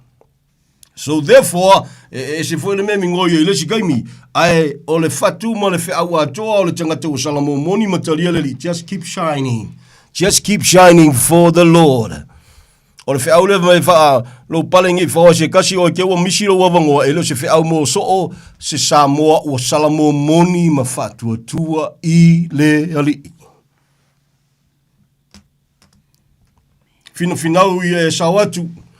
A wai wakele le whaikoko e malaia e wai kiki le whaikoko e kaule manguia o oe le tangata o salamo moni ma whatua tua i le ali i whafonga matutoa.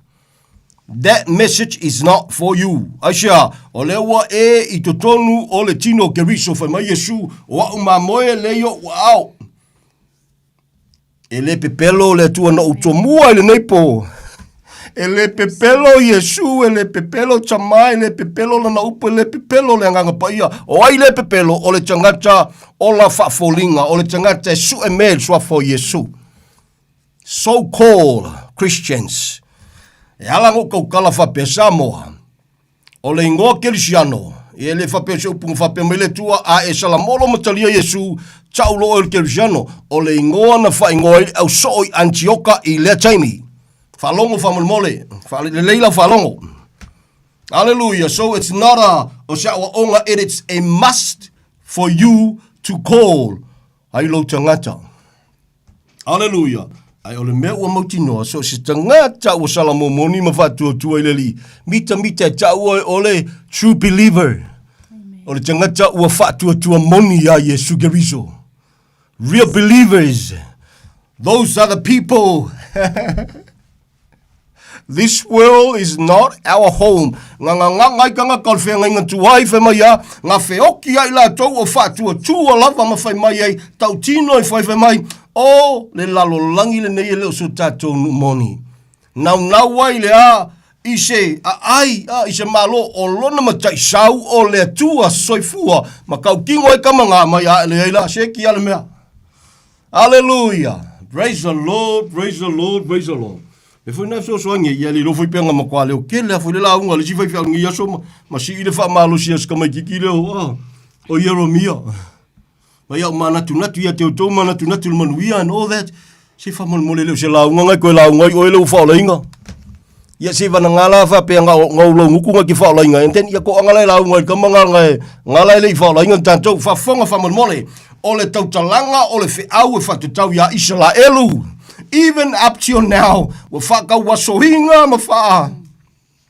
Wha ma ina loto to telo I la tau. Ina ia, o le lofo le tua I uru whale le ato tonu ese. Praise the Lord, which is a kalangoi le kalesia le tino geriso. E uru whale lo le kalesia. Then, what's gonna happen? Whasanga lo le tua, whaolainga Israelu uma o totoe I le taimi. Only the Jews, the Israelites.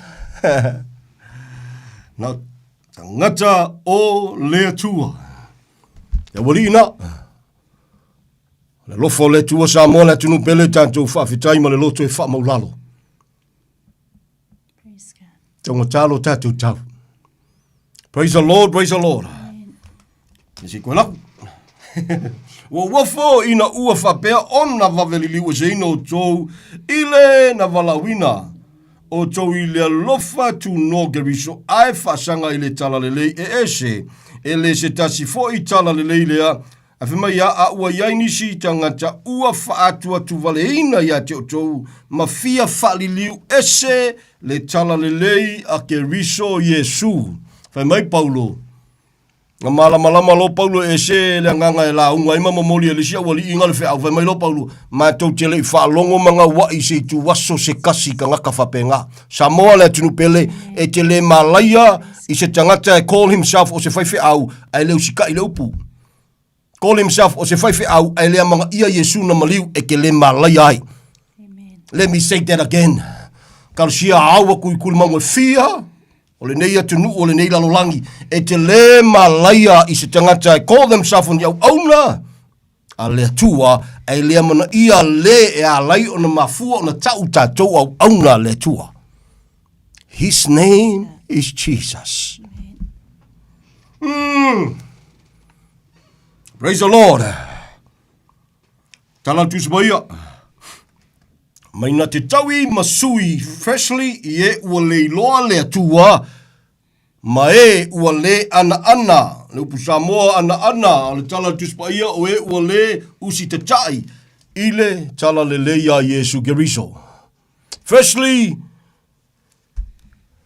Kaui e le tua masui e ua leiloa le tua mafua si ale mea. La me ua le chacha ingo kako ngau Yesu. Aisea a le ia fio mai Yesu le tino. Ele ia Yesu so oila la whalongo iai, la saso I fua le tua mai le vavau e o I le whavavau. Nau afo ia, ia nei te sila fia. Vesi dei se kasi o tangata o le tua se whamon o ai ala usunga, oi se la walungi lau ke le lopo oi. E mai o au. I am who I am. Amen. O au wale anga whikalai mai le vavau. E leo li liu. O ana nafi, whai mai le whamtalanga tuspa ia, le fina ngalo le nao le tua na wai mai o na whainga ese, a o na aso e ngata ai, ua ui mai a Yesu Keriso. Aso e ngata ai, ui mai a Yesu, lea o le aluafe tausanga, talu na fio mai le tino le nei, lona soifua tupu a e, na olava le teimi na o ilungo le sa taulo, tanu mia, toi soifua mai, a fio le tutau matau o tama, o nala ia Yesu le teimi nei. Lai fau tua, mo le au pa ia e tusai mo le upo le tua. O le wingo le whamtalanga, aso e ngata ai, ala se umi o le mengo le aso e ngata ai soli. Leo le alua whekausanga, ala. O le alme wala inga umi. E iei le mengo le fitu se fulu vai aso sa, i tono le tuspa ia. Lea ua fulu fio le ongo iwa, koe kasia le kokoe. A le uminga koso, lea o le aluafe tausanga, se atua i nga lofa, se tama i nga whamaoni Samoa. E moni ha. Whai mai wha ia tau tinonga anisio lau apostolo wha mai, e le whatuai mai le tua i mea na wholawhalaina ia, ai o loo ono sai mai pe o ia o lona fina ngalo, ia aua nei whano se tasi, a ia o tangata uma i le Salamo. What a mighty God Amen. we serve. What a love. Ia vieleri. So sonia tu Samoa. So sonia kia ka konga le foi na vile faso. Ngai fa ngoi foi siloku a kapen all that. E oso foi le pie fie fa pe lo ai wo se di so ngai lo e ngalo ai so le ere mala le mengo le lo fa tu noa. O le tua soifua. Agape, of course, o le lofana fa le tua. Stay away from that. O le lofana fa le tua Samoa, e ke fia le lei, a faya le lalo le lisi, o le awalo lofa ia o le tua laususunga, e ke fia kama le lei, e ke fia kenge le lei. Did you know that? A le fia fa ingoa ngai nisi fu e ka le sia, ka lofa ia, o keika ri, o le kalango kui le lofo le tua. Ai a fai ke fifiri ke ika o le kawaso ngai kawaso ai. E lofa Yesu ia te oe. O oe e te ola I lalo le lofa tu noa nati a kape one. Wai, tala tuspa ia le lofa fa agape le tua. E a lofa I le tua I le fia fifiri o ia lofa iai. E a lofa muti vale le fifiri e lofa muti vale iai. Sau ma le sime mai. E wha maa afo I le tua le tangata. E lotoa ia e wha maa. E ke fia kukua inga. Pe kula wali ila ele loloku. Pe kula wali inga li fai fe au. Au fia fai aonga, e ku ela wali inga. Stay humble. So mai lalo. So mai lalo awal fia fa mawalunga, fa leilonga, fa valvalea tatou, fa mole. Jesus is the answer. Amen. Jesus. Wana o ia lava. O lena fa sa tawina. Mawalunga o wala winga yanga Paulo e kaunga ko fa alo iai. E leo le Samoa e whai mai se pe whai mai e fia tikringa e pasia lausunga. Wo anga kou fia apostolo e le o kongi apostolo ma leo tau lotu. Let me say this again. Ai ono le malama nisi o so au au na wala tu manatu ai le tūlanga. E alofa Yesu ia te o e whamon mole. It's not for you. Apostolo ngal ko se furulua. Ele ko se furulua whaupopo. Please. Naka pungi al kuspa ia, a whemel kuspa ia, na le to se fululua, apostolo al tamai mamo, ia o apostolo la isi e ua. Pai aile me lungo le fongai lele. O keika. Go through the Bible. Hallelujah. Mea nana whemel tamaloa, le tangata o le tua sole ke ofo sole le vave wha liwinga o ko wa, le vave sole. Ia umang koe whemel kamalo, sole ke ofo sole ko poko koe vale sole. Ale ale wingo le chala. Na tau a mata o whaalea nganga, ai umange ua whaale tino. Can I say that again? Ele o le lau whainga le whapeu whamaurunga ka malo o Paulo langa o ia fiang degree no whai mai Paulo. Sol ke ofo, ko poko koe valea, o le wingo le whaau, na tau a mata o whaalea nganga, ai umange o kou whaale kingo. Very sad. Very sad to see, very sad to know, very sad to hear. Ai leo ma vai le lofo le tua Samoa. Hallelujah. Sia ali o ko fu mo me yo commenti e fai lungo kanga kai pol kalame. Ia me fu na ya ina o isi e fai fu mo na tu ni su taimi. E sia ai timi oh. Ia ai ni si le o longono pele o fia fo ni taimi. Ia malieri lo sunga lo gele o so fa fia Samoa. I am here to preach the praise, the amazing praise of the Lord. Of the Lord. So, afai e masi se kaimi. It is what it is. Amen. You've got to hear it. Praise God. I'm not here to please you. I'm here to help you to understand le lofa tu noa sidi esio le tua.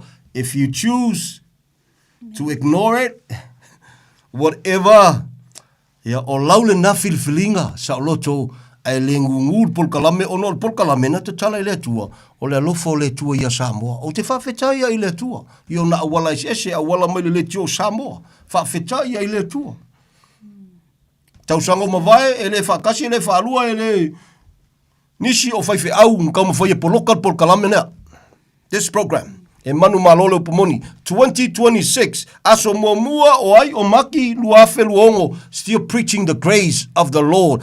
Ona o le tua lo na lofa o ke lofa ka nga kai fasang kau ai. I feel sorry for those. I'm praying for you. I love you guys. But you are messing around with the wrong program, with the wrong person. I love you. You know, it's so easy nowadays to fai por kalame lungo le media. So easy no to sila fia. Ngale lo da. Ai ka ke au nga kai ka ke le oso le mongi oso le mea. Me foi nga ko ki fafonga ia le la vai alu ia I o fai ko ka kala le tu. Ngalo ka au nga mal fa mo lalo ah. It's so easy le lo por kalame lungo le o le media mo. Fa sala lau. Al me nga manga ia. Ya molu pe lalo me so le manga ia molu lalo. O kai mo so malia mai ya te ele tu al fa mawolunga o le tangata ai fo ilo na lo fa tu no na le fo la we ka ko so le beautiful. Praise the Lord, praise the Lord.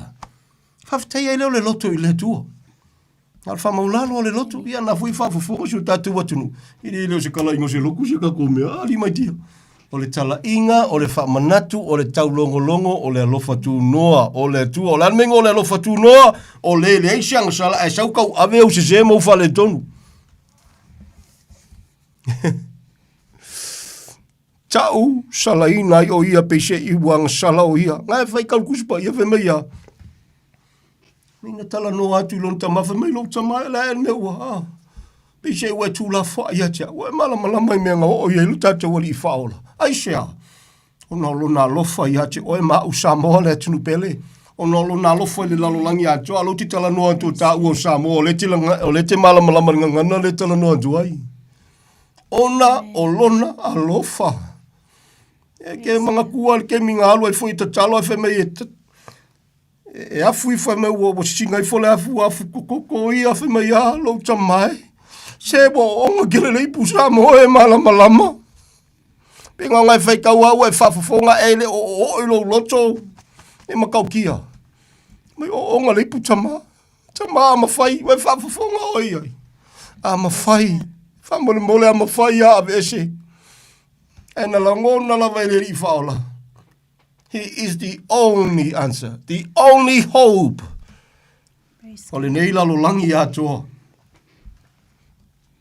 Amen. E mai lana upu. Lo tamai. Ama fai, ave ese. Ai aua ma loto. A lo fina ngalo. Fai loa lava, le mafatia, le tinga o le ao iai. Ai, pe mai, tama. Fatanu lo fina ngalo lofa. Nena na whemere tuspa ia so le na whakauwaa ia ke ia le ma whakauwaa le ki ngā le upu fai.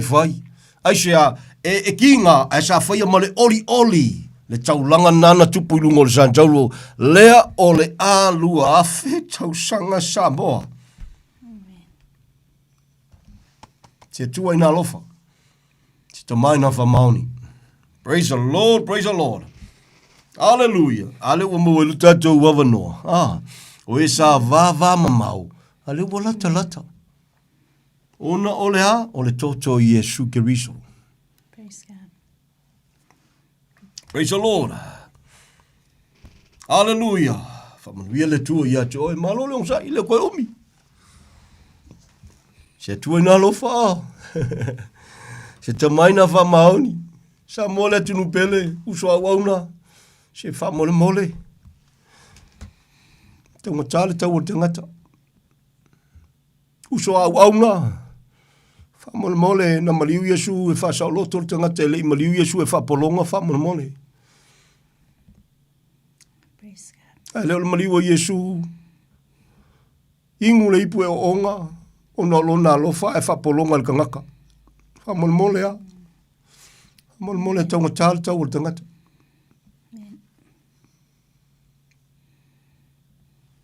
Hallelujah.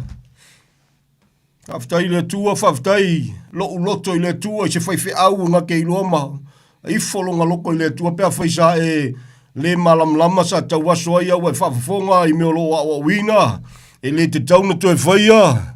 Ma e whamaulalo ima, a maka i le tiani fau le mea. Kolo pulo i a joy. Lo soi fua le tua. Ai a whapeo le whaiwhia fwoleo la ela ngona le ka ua ma le piwa le upua e whawhengi ke ua whake a ua le makangalu nga ke whake a ua le kaikai ia nga maliuse kaikai mo oe nga maliuse makangalu nga mo oe tasia le na maliu mo tato uma o Yesu Keriso lona suafa. Pray for them. Pray for them. E ka kukele ola whawhia le tangata whamole mole Samoa tala tuspa ia whamela apostolo ele ole ala ngau te fa fie pe tanga tu mai ne ta ua usa ole ala nga fa e me oil kai ole a au fa no le tu ile le mana i lo nalo pele. What is the use? Tori ala nga ya ala mo fa fike ya kelo o sa mo mal kelo kai uma I'm not afraid to say that ko kele o ka ko so kolo kai tele maftanga o fike fa valvalea. Aua tātou te whamawalunga, whaleilonga, whavalvalea. Amen. Te kako moru i lalo, manga ia. So Yesu, mea ngang whai Yesu, mai oi o le alo. Ia oi o le tua. E mai o mea na ti ngai na wa wina ina iei lono susta. I lenga teile, whi mai sau a whamaulalo, i whaso le o enga maliu. Ka okay. Ola. Via leli. Alu sei fonga se ngu fo le pola lava si tatou wa tunu yo no tulanga wa ani me wa ya wa le mangi me ku pele ka kangu ku pua ya alu nanga ka mawulunga fo ngo se ainga po se ala fanga ya po wala ko mania wa ya pi o se la ngona fo le o mo kwa I fa taua na ni tanga taua na tu fa maulalo ma o si le lenga Samoa le tanga le na le tangata le na I le si tangata. O le mena tupu ilunga o le Santaulu.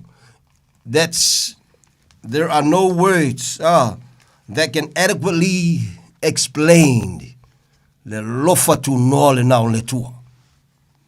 Le se upu. Samoa rengi upu. Rengi upu e whamakala.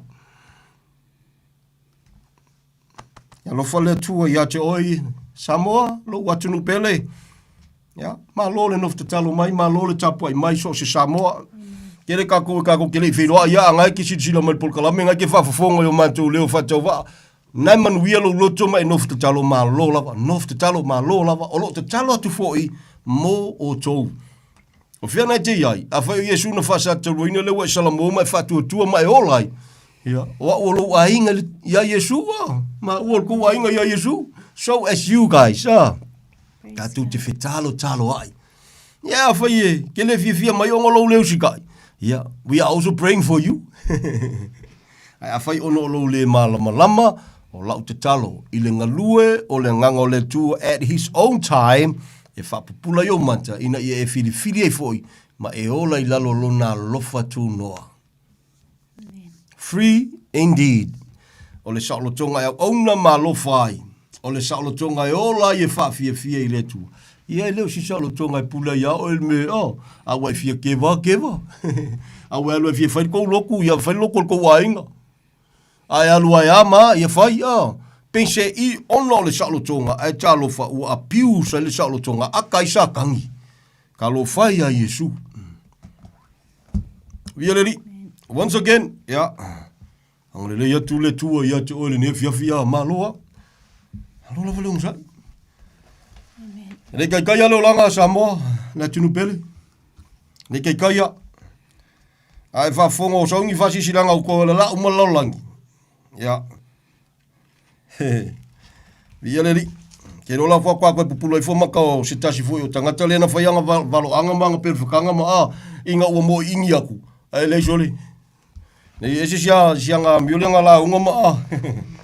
Yeah, lo for Yesu ya tio. No one can blame the Lord even through his word.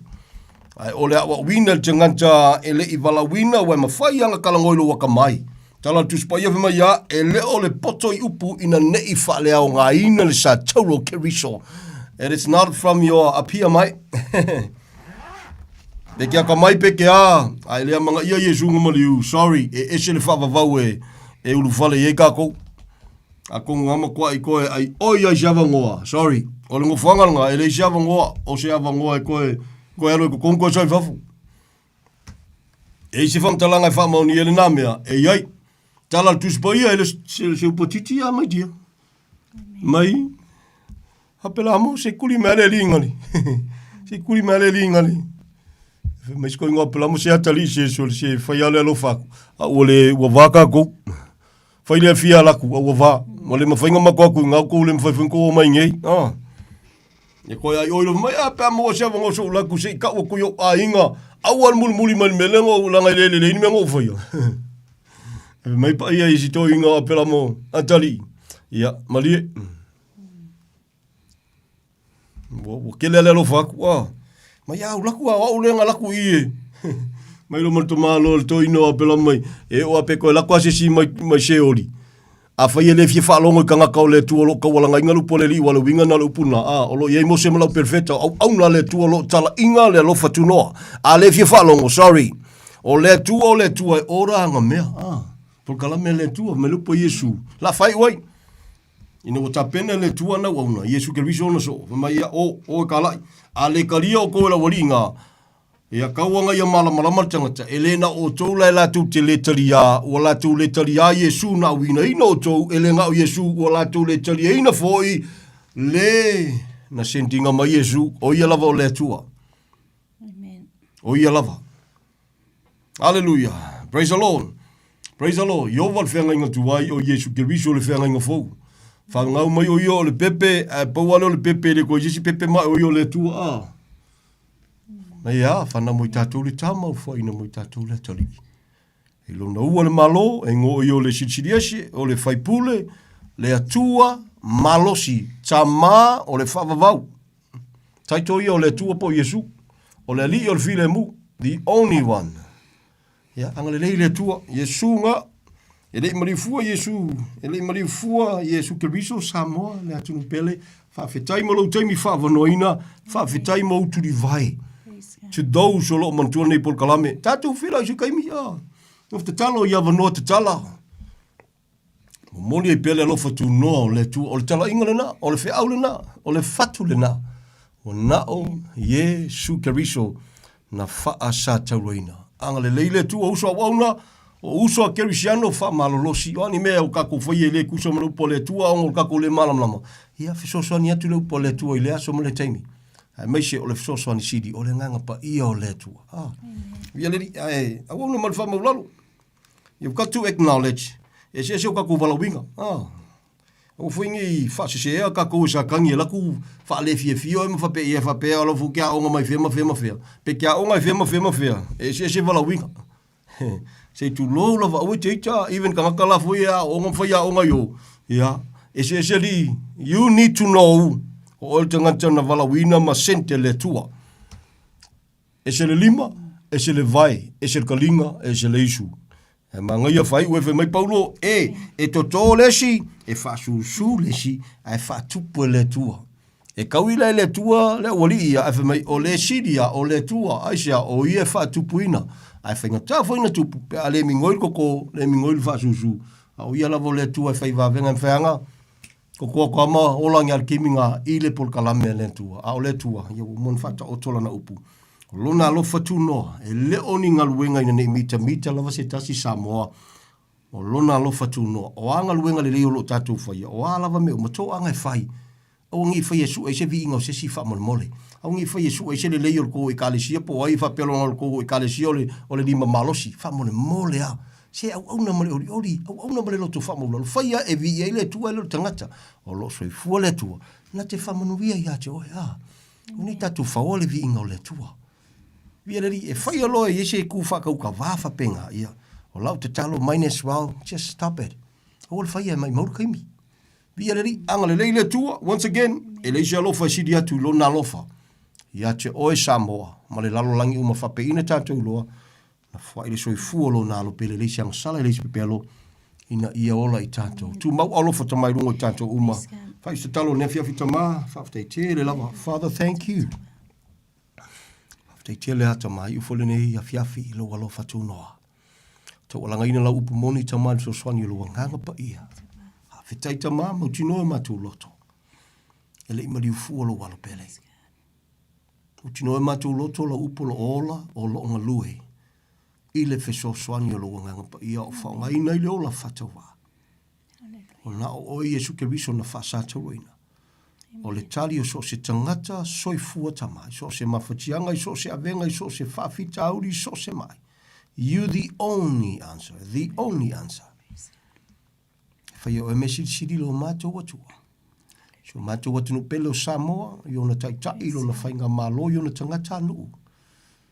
Ni ainga le tino, ni wō, ni emasa, ni siti atu i o a alofa tama o tu avanolo wa lofa tunoa. Wha mole tama. Ta pena lau whalatanga ala la upumoni mo i latou tama. Siti atu i o a alofa lo mātou atua. Lo nuo i sora edu ele whangaloina te talo. Na ue kalesia, lau tele i so se ngangana, i so se lanu e usala momoni ma whātua tua i ate o Yesu ke riso. Ue tāpua i le nganga e whaavai le memoni. O Yesu. Si tia i ate o e me uma mal whaamulalo tama. Tono le minsu i le uso tama, si tia le ono i o aolofa lo mātua tua. E pulengo le le tiolo mātua tua, e le whangaloina le wauna, ma le ainga, o tiute tama. O aolofa e whaalo loa i le ono tama. Wa i so se Samoa mantua, le neipol kalami le latu te talo. Whamanuia tu samala upo. O i whingi e tamao le fia mai ono le malam lama mga luenga whai ina sa tani lo whatawa so ina. In Jesus' name. Sa tani matu te le vale iau tonga fiti whai ina.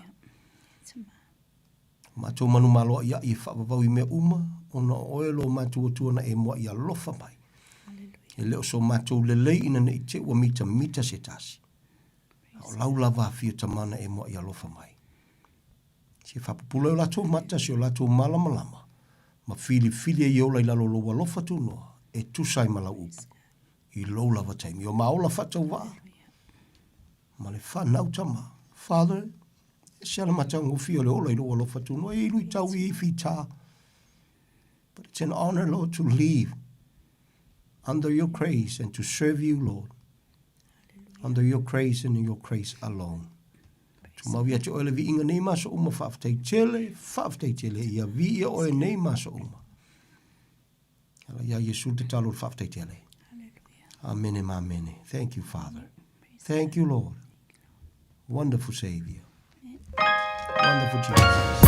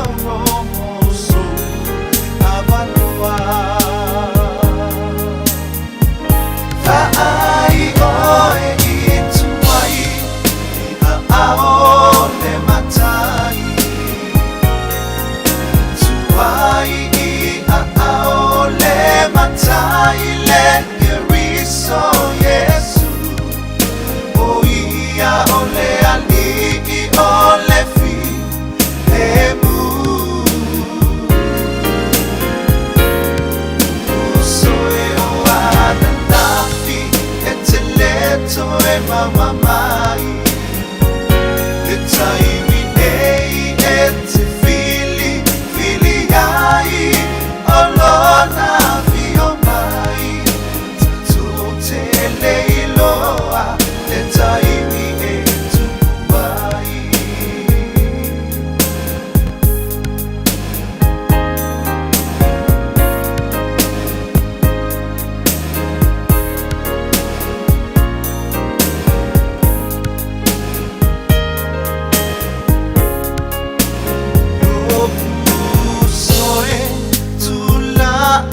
Masau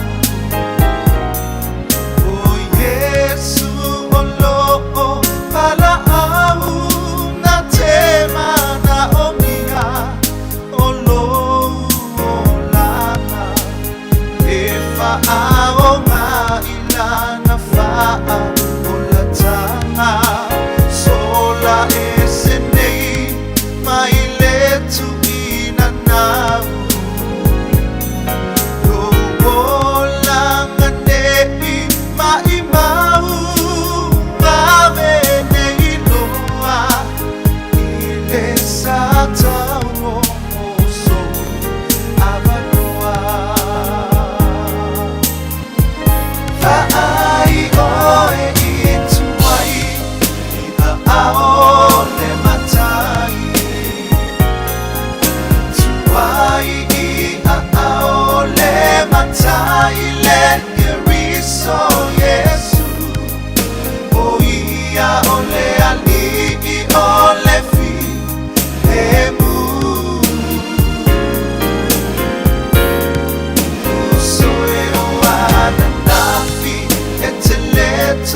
Mama mai le taimi nei e te fili ai olona vio mai tu te leiloa le taimi e tu mai fa ai oe i tu mai a ole matai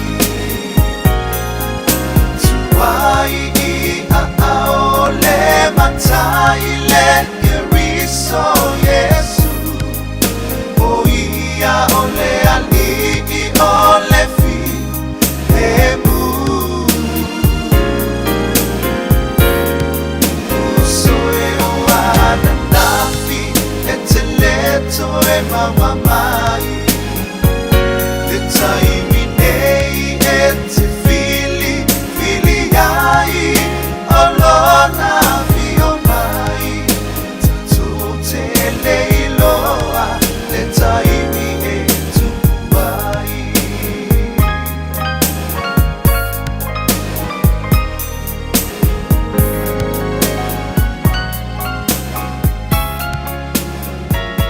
Sipo Maria pena nai Maria pesi oi e tuai I awa lofa le matai. Tua nafi ti leto e maua mai. E sel manai. Tua manole ni. Tua soifua mo tātou wola. Ina I tātou whaia pēr lona pini ngalo e awa ia I tātou. Pamai atu el por klame manu manolo pumoni o te pena ina pasta titi sal pēr man fatua e a tania. Nei por klame po sani tu naiva. Moli pa mano mar fa tai titi mar fatua. Nei po ia tu lunga ana spa ponga. Nei por klame na sa mo mua fitu biru te pote ai le tu la spuru. Na tu pa mano mar fa tai la torta to tunu. Au kilani maru tu toa oio tunu mai se la mo. Na yo tanto tu asina sina halofa tele atu. Ne li imalana pa mano longa. Mo lo to soifua tu ia lofa tele atu. Te mamti na matua le turu. Au pengar benga te tofia le tua pa no manua wasa mo ata e au. Nisi o lo pa tau tolia. Ia ai o ngasi mo to malao o te talo lava au sile fia le li. Bala au watu au lo pa tua e te mano lo ai. Yang lele li lana pa mano longa. Pa yatu pa yane pa ipo. Mo le manosi e tātou te au ngā mo ia malon pen ngalo. Mana tua pe ainga whanau noni se pele I maaptanga mo te sia malangan maniu. Mai se lea nganga o le li. Le ia spai vai asa ma se mau tam pa lava na ia atoa pai vai ma sani ai ia pa pena lava e potol tau taisi na atu iama a mo pelo to ngang ke siano ma ngalo la to ona pa to va lofa tene atu ba lo tu sa le li so ta to munia na yalam pa nau he ngai ma o onga mana tua le ngana pa rolo tama tine mana tua le no mana tasi le ngana so i fo ai to ma tua mola e te to au ni ngano e ngano lo pe le lo no mana tasi na te pa no no lumna manuia to lumna i le lo po le li marutia pe o to ya onga mga venga ya pe ngai na yo to ma tua mga venga yo to mana tua o lo usu atu te mama tina po le ale la ba e nga ia pa penga venga tu lo a wala to lumna ai o to wo to fai me le lei tonu a onga lo sai pa longo ya me se tu a to ia i lo loto manui ai ia mana tu lo te mama no tina ya me se upa ma vai atu ya te ore tai au pe pa tani mai ai o ina piki ai o ina lo te mama no tina ai a manui a te leo to lumna i le lo for li po ni se fili le fai matora tana lei pa pena lava dia le li tato polonga sa mora tu pele me se le ua pole sa mua masina ron tolu e mo lunga lava vi inga po le tua lo fa toi mo la to anga le mai lunga le apia polinga ma lunga le YouTube channel pa dia le li e me se le yas po ma amo le aulo tato wa tua i to so i fu nia por tapo inga la to tato tu no ya me se lai tu asin sina a lofa te le atu tia tato ia au la mea i ma au fa mano lo le il ponsa to fa ma moi file mui lo na lofa mo le aso tau po linga pe tato i lo na lofa ma lo na ngalei tai to no to le au ona soifua ma ia manuia